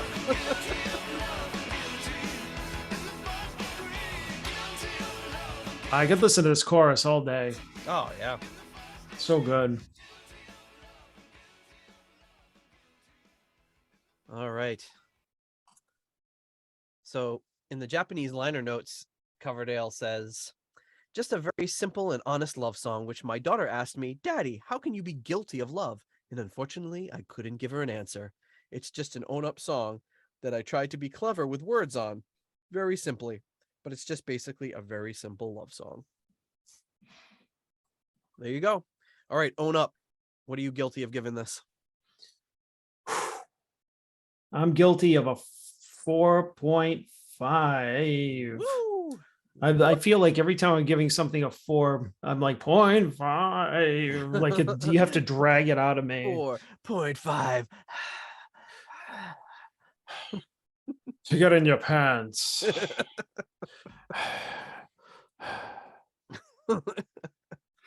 You heard of an honest 12-inch. This is an honest 4.5-inch. Oh, hi-yo. All right. Yeah, this is what a great song. Like great melody line. Just right out of the gate with just this great melody and this great upbeat just energy. I love it. And what a great way to end the album too. It's literally on a high note. Like you go out swinging. It's like a very upbeat, happy, energetic song. Absolutely. Well, it might be a little colder in here because I'm going to give this one a 4, but I still really like it. Ooh. Great stuff. Great stuff. Yeah, a great way to close out the album. Good song. Solid songs all around. Really, I mean, nothing to complain about on this album. It's just solid material straight around. No ifs, ands, or buts about it. All right. So that being said, yeah, that concludes all the tracks on this album.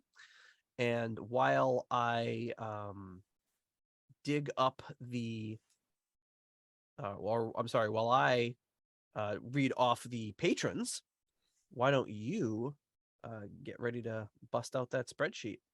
So here we go. Coming in at our foundation level, we have at the $3.33 halfway to evil tier, Raph Calf, Spike the Rock Cat, and Spike's mom. At the $3 Nobody's Perfect tier, Peter Gardot, Ian DeRosier, Mark Roback, Duncan Leask, Stuart McCord, Flight of the Rat Bat Blue Light, Ivan Fielbu, it's a great life if you know we can. It's a Runar Simonson, it's a great life if you know we can. It's a JJ Stenard, and Ruinous Inadequacies.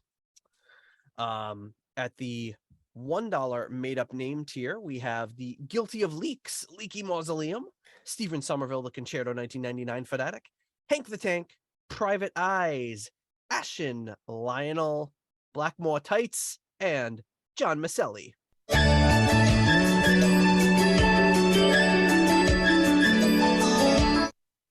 Last time I heard that was Lois Iazino. She had to sneak up on a glass of water. All right.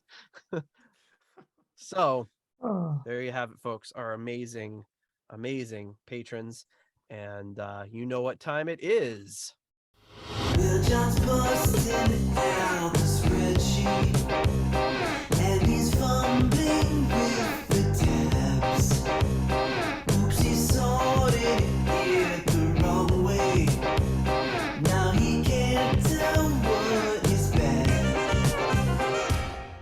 All right, John, how does Slide It In, the UK version, stack up in our album rankings? It fares very well, my friend. 8.30. Which 8.30. Tony Maselli. Which is in the need I say the top area of our rankings here. I would say our top like third, I would say. And there's very little variance. I think my 5 might have bumped me up a little bit, but we're basically the same on this album. We both love it. Yeah, not too far off. Yeah, and it is between the Butterfly Ball and Billy Cobham's Spectrum in ratings, but there was good company, keeping very good company. Something else I noticed though, outside of two Ozzy albums being at the top. Oops. Ooh.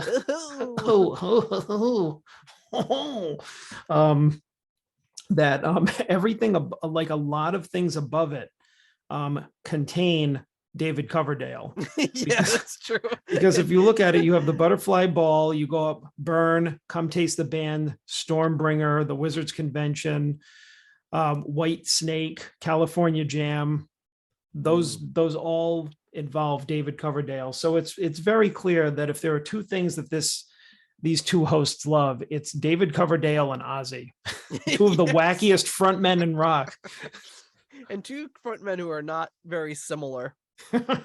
Well, I mean, one's really horny and one's really insane, stumbly, stumbly and mumbly. Yeah. Those crazy Brits. We love them. We do. But yeah, I would say that if you're looking at like the top tier of our ratings, I'm not surprised. I look at these and I'm like, yeah, these are some albums that I listen to all the time or I've always loved. And I mean, obviously, of course, but yeah, if you go down the list, it's just like David Coverdale, Whitesnake, Rainbow Rising, Jesus Christ Superstar, Perfect Strangers, Wizards Convention, Butterfly Ball, Green Bullfrog. It's like, yeah, these are These are some of my all-time favorite albums. So Yeah. no shock. No shock. Not there. surprising, but it's really it's an interesting and a cool thing to see them all in the same Yeah. place, like to see them all lined up like that. But And again, the difference between the difference between them is so minor. Yeah. Come taste the brand and Come Taste the Band and Stormbringer have a basically equal ratings. Burn is like 0.02 lower. I mean, they're so close, all of them. yeah. And you're like, you don't know how to talk today. Come taste the brand by Whitesnake. Come taste the brand. Well, you can tell I haven't had a drink. I'm 1.5 Vine Stefaners in, and I'm getting loopy. Woo! Yeah. So what will be interesting is next week when we see how we rank the US version and how it ranks against this. And Yes. purposely, two things. I am not going to listen to the US version, obviously. Nope. And I'm not going to refer to my ratings or try and remember my ratings from this week. Yeah, we should hide. Well, I'll hide those cells so we can't Yeah. even see them. Yeah, do that because I'll do I it want right now, that. 'cause I want to forget I won't remember. Like by next week, there won't be any chance I'll remember. So because the track order is different too. So we're going to be listening to it in a different track order Yes. and different versions. So I that's feel true. like, Yeah, so it'd be hard to kind of line them up anyway. yeah. So I feel like this time next week when we're listening to it again, we'll have forgotten for the most part. I mean, I know that I will, and my memory is shit. So Yeah, probably.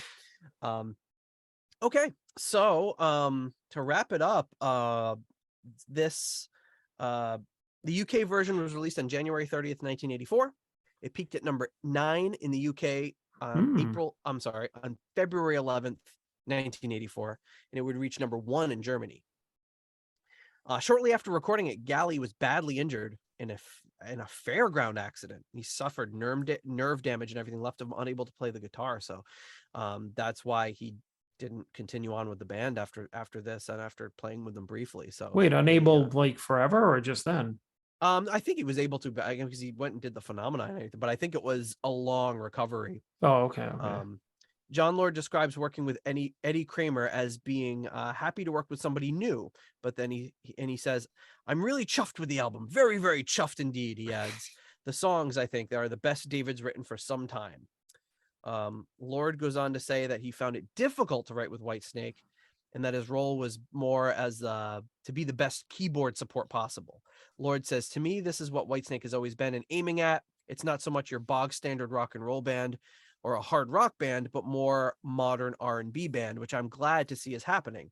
But the songs on the album, I think, will be the style Whitesnake will have for the next couple of years," which is very good prediction. And listen to John Lord too. He's like, everybody is, "Oh, I'm working with Eddie Kramer. It's terrible." He's like, "It was nice to work with somebody new." He can't even insult them. No, he's a pretty you hear him get a little salty in some interviews, but they're far and few between. He's pretty he's too much of a agreeable gentleman. chap.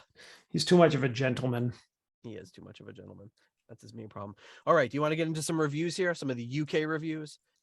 Let's do it. Let's do it, Governor. Do it. Let's do it, Governor. Apologies to our UK listeners. Oh boy. All right, where are they at here? To stop me from doing British accents, please donate to the Patreon. Yeah, in order to get us to stop acting like jackasses, you'll have to support more. Oh God. Slither Hither from Sounds, January. It comes out. This came out 2 weeks before the album was released. Whitesnake have finally announced a new lineup in time for their British tour next month, which never happened. As exclusively reported in Sound some weeks ago, former Thin Lizzy guitarist John Sykes, pictured above right, has joined the band, and bass player Neil Murray above left returns after a year's absence, replacing Colin Hodgkinson. More on that next week. They go on to say the band's new album Slide In is released at EMI January 30th. The British tour starts mid-February, which will never happen. Okay, Snake Success.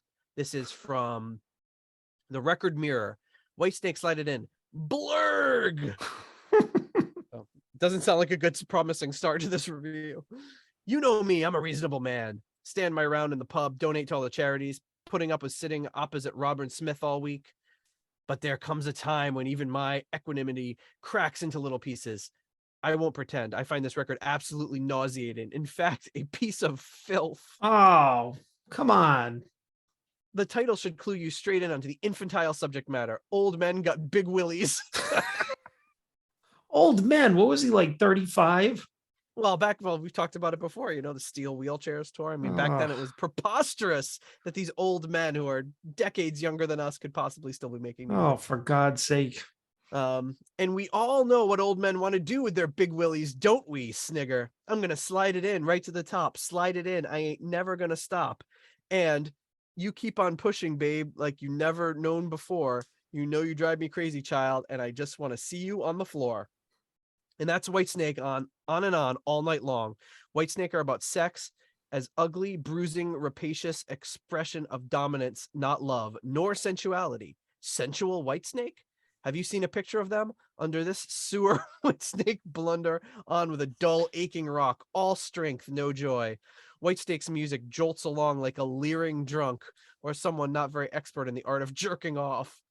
If you happen across this record, you will find two pieces of melody, Guilty of Love and Love Ain't No Stranger. The rest isn't worth soiling your hands with. Wow. Wow. And then there's a plus after it. I don't know. Sometimes they use that as the stars. I don't know if that's a 1 star or if that's just signaling that it's the end of the thing. I'm just wondering what this blurg at the beginning is. Did he take that from like a Garfield cartoon? Blurg, I thought this was lasagna, but instead it was spinach. Blurg, I hate Mondays. Oh, this guy's an asshole. Yeah, Jim Reed. Next. I don't know. It's well written. It's funny. I mean, yeah, it is funny, but I mean, it's really unfair. I mean, the album is really good. So, I mean, yeah, I mean, I'll give it to him if you're focusing on the subject matter. I mean, even I couldn't get through Spit It Out and take it seriously just after listening. I even say Spit It Out. But I think you took it more humorously than Mr. Reed did here with his article. Yeah, Jim Reed here. So yeah. Anyway, next up we've got this one's a little long, so I'll just scan it. But Whitesnake slide it in from Sounds. It's chop it off. Amusing. What's that? Yeah, chop it off. Chop it off. Says David Coverdale, what an asp, and it shows like David, like this horrible cartoon of, I assume, David Coverdale holding a snake. But it's been quite amusing to watch the layers of egg piling up on Coverdale's face over the last few weeks. You couldn't read an interview without hearing the sound of Diddy Dave, or Dorothy as he's known to the band, chewing on his own toes. First, he swore blind that he hadn't cut ZZ Top's PA, but admitted that he did, keeping up with blah, blah, blah. He goes into this whole drama here. What do we get to here at the end? And the depressive monotony of his lyrical themes exhibit the single-mindedness of a retarded 13-year-old. Not acceptable these days. Talk about he's talking about how he's using that language, but talking about how it's obscene what Coverdale's saying. I can't imagine. No. Talk about Coverdale at your cervix. Slide it in, baby. He rasps like a cross between a sick Paul Rogers and a dying dog. Oh, what is all right? I'm hungry for love. I can't get enough. So many women, so little time. Spit it out if you don't like it, etc., etc. Add premature ejaculation. It's all just unalleviated balls. That's not even funny. In fact, it's so boring. It'd give an aspirin a headache. What is wrong with this bloke? Who is he trying to impress? People say the more you go on about it, the less you've got to offer, which puts Dot on very dodgy ground. I'm not suggesting he's gay, but I reckon he could benefit from a sisterly chat from Claire Rayner. Okay, those are references that are lost 30 plus years later. If you read through some of the beginning, though, I just caught this part over here. Side 1 kicks off with "Eye of the Tiger." Oh, except they've changed the words and given it a new title. Well, I mean, I can see where he's coming from with that one, but then look at this too. They stream in with AC/DC riffs abounding. Yeah, there you go. So I mean, that's so I mean, there are a couple of things that we picked up on that were factually accurate. He keeps calling him Dorothy throughout the whole Dorothy or Dot through the. Yeah, I feel like thing. that's him trying to. insult him. Yeah, but it's probably also some inside joke that would have made sense in 1984, but we don't get. So if you get the joke, let us know. But it's funny that, it's funny how time changes things, because in like within 2 paragraphs, he's talking about, how inappropriate or sexist his lyrics are, but then drops the word retarded and then talks about him being gay, like 2 things that wouldn't fly nowadays.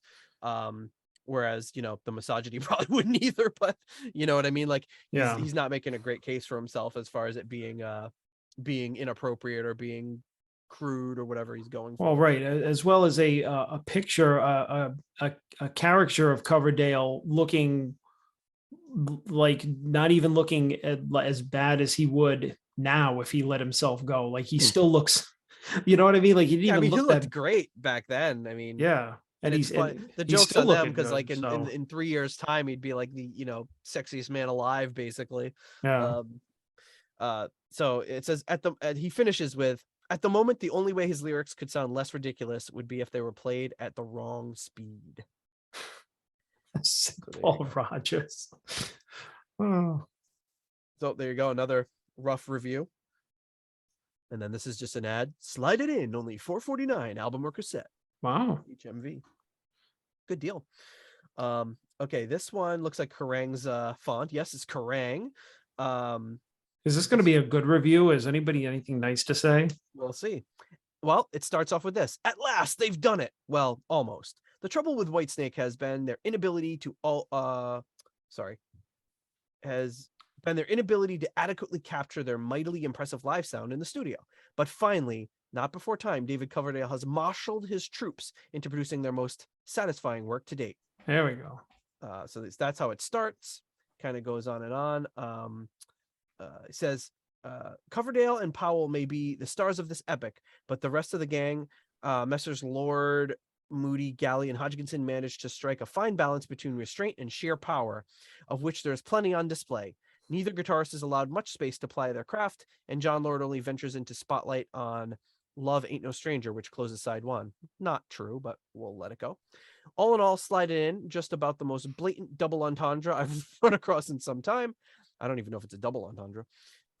Just about them acts as a platform from which Coverdale wields his considerable ego/talent, his finest moment coming on Love Ain't No Stranger, a glorious, luxuriant exhibition of the voice.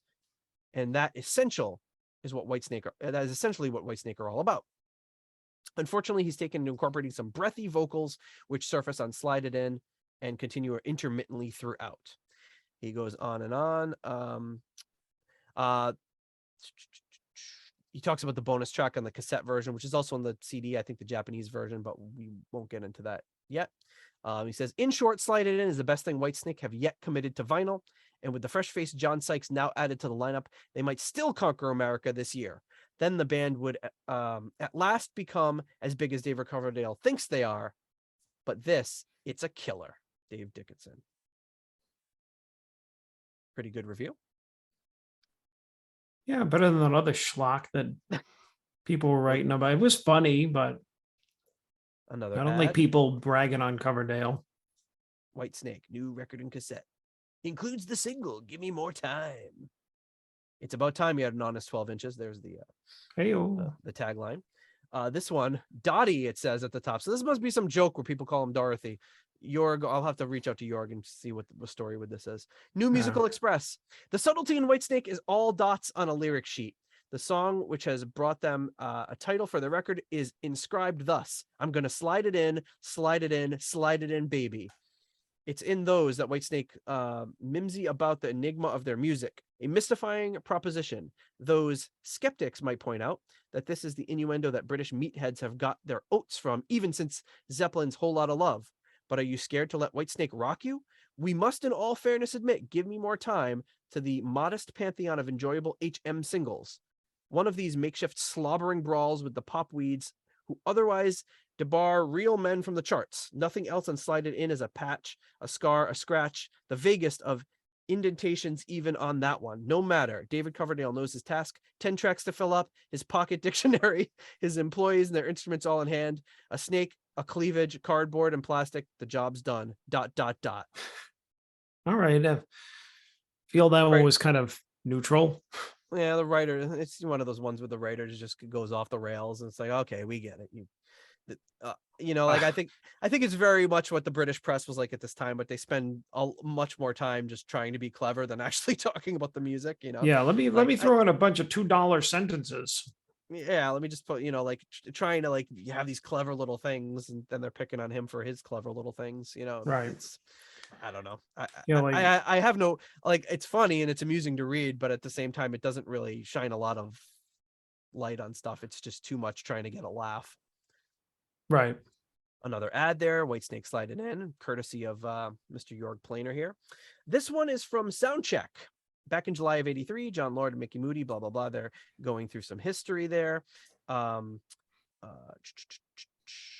has to be said, Slide It In is probably, as Mr. Lord perceived, the strongest album the band had to date.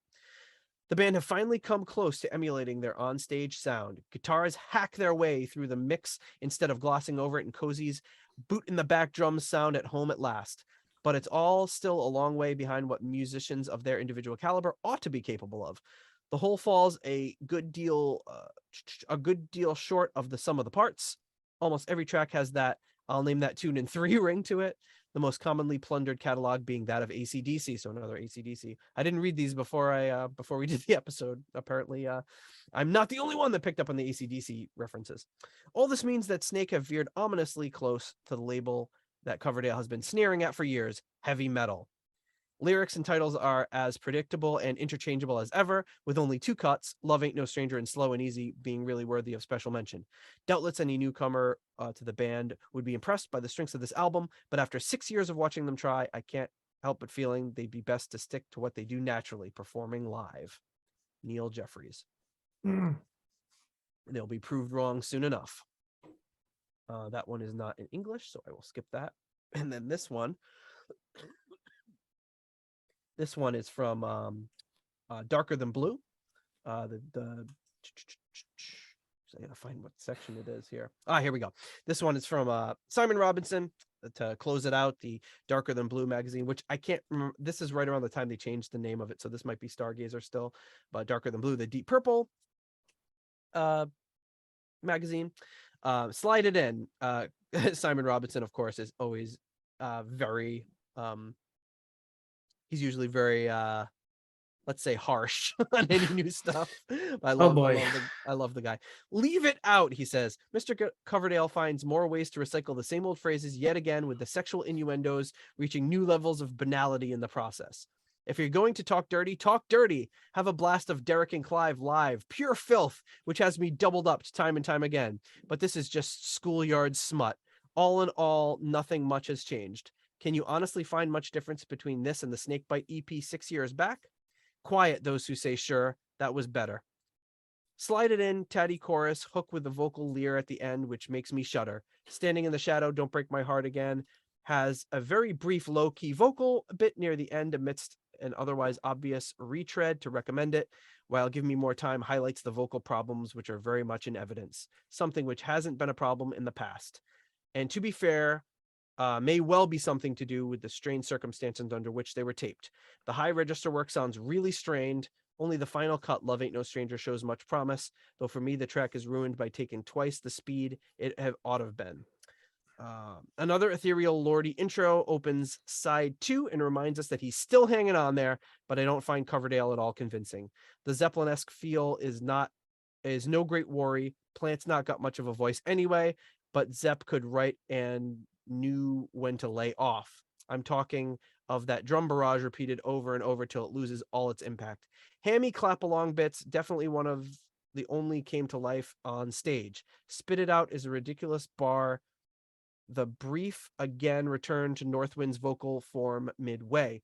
By now the whole thing is beginning to bore, and it's a long time since I've just sat waiting for an album to hurry up at the end. Most would never get this far if I felt like that. But there's a substandard boogie of all or nothing. Most rock bands get along with lyrics like this because the essence of the group is all in the instrumentation. Here it's all in the vocals and lyrics, and except for the few bits where Coverdale manages to generate enough through his own talents, it all falls a bit flat on its face. John tries to blast off a Hammond at last, but sounds ill at ease. We close on Guilty of Love, which, like Gambler, seems to have lost a lot of the bite which it had on the 45, which wasn't that much. I can't understand how bands with far less talent can come out with incredibly powerful studio sounds when here Cozy sounds like he's playing a cardboard box. After the live shows with numbers buzzing around my head, I expected more. They're only letting themselves down these days. I'm off playing Queen of Hearts and wonder when they'll scale those heights again. As for this LP, I'll slide it into my record rack and there it will stay. Harsh, Simon. I wonder if he feels any differently more recently. But one This thing guy needs to shut up. No, he doesn't. Hey, I'm in communication with him to try to get some back issues, so let's not say anything negative. I don't agree with 75% of what he wrote, but I respect the fact that he talks about the music and he's not trying to be clever. Like, I like that he's giving his honest opinion about what he's feeling about these songs and where he thinks it's falling short and all that. He's not just trying to spin a clever he doesn't think he's writing for Monty Python. He thinks he's he's actually reviewing the music, which is all good. right. That's a good point. But it would be interesting to see, like, what does he think? What did he think 2 years later, 5 years later, 10 years later? Does he still think this? I don't know. But Cozy sound like he's playing a cardboard box. Come on.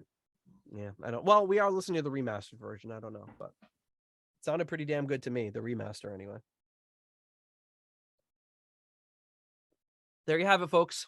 Those are the interviews. Huge thanks to Jorg Planer and Jeff Bryce, who sent me huge treasure troves of reviews and pictures and all sorts of stuff. And those guys, just both of them are just amazing. Anytime I ask for anything, they send it right over with little to no delay. Really appreciate it. There you have it, John. Slide it in, UK version. Should we just make this a really long episode and do the US version right now? Yeah, slide it in. Slip it on. Slip it on. Spit it out. Put it on. That's like the opposite of a Whitesnake album cover title. Put it on. Covered up like, oh no, that offends me. Don't you mean take it off? No. Take it off. I mean, come on. They had to have bandied about that. Put it on. Slide it out. Slide Spit it.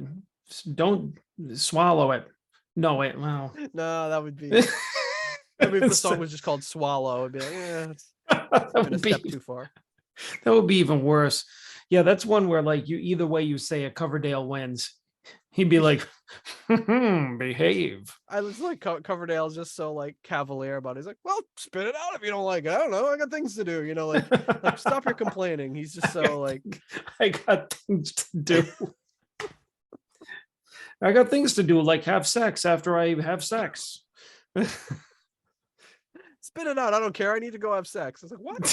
It's been like 35 seconds. Like, I got things to do after I have sex. What? Have sex again? What are you kidding me?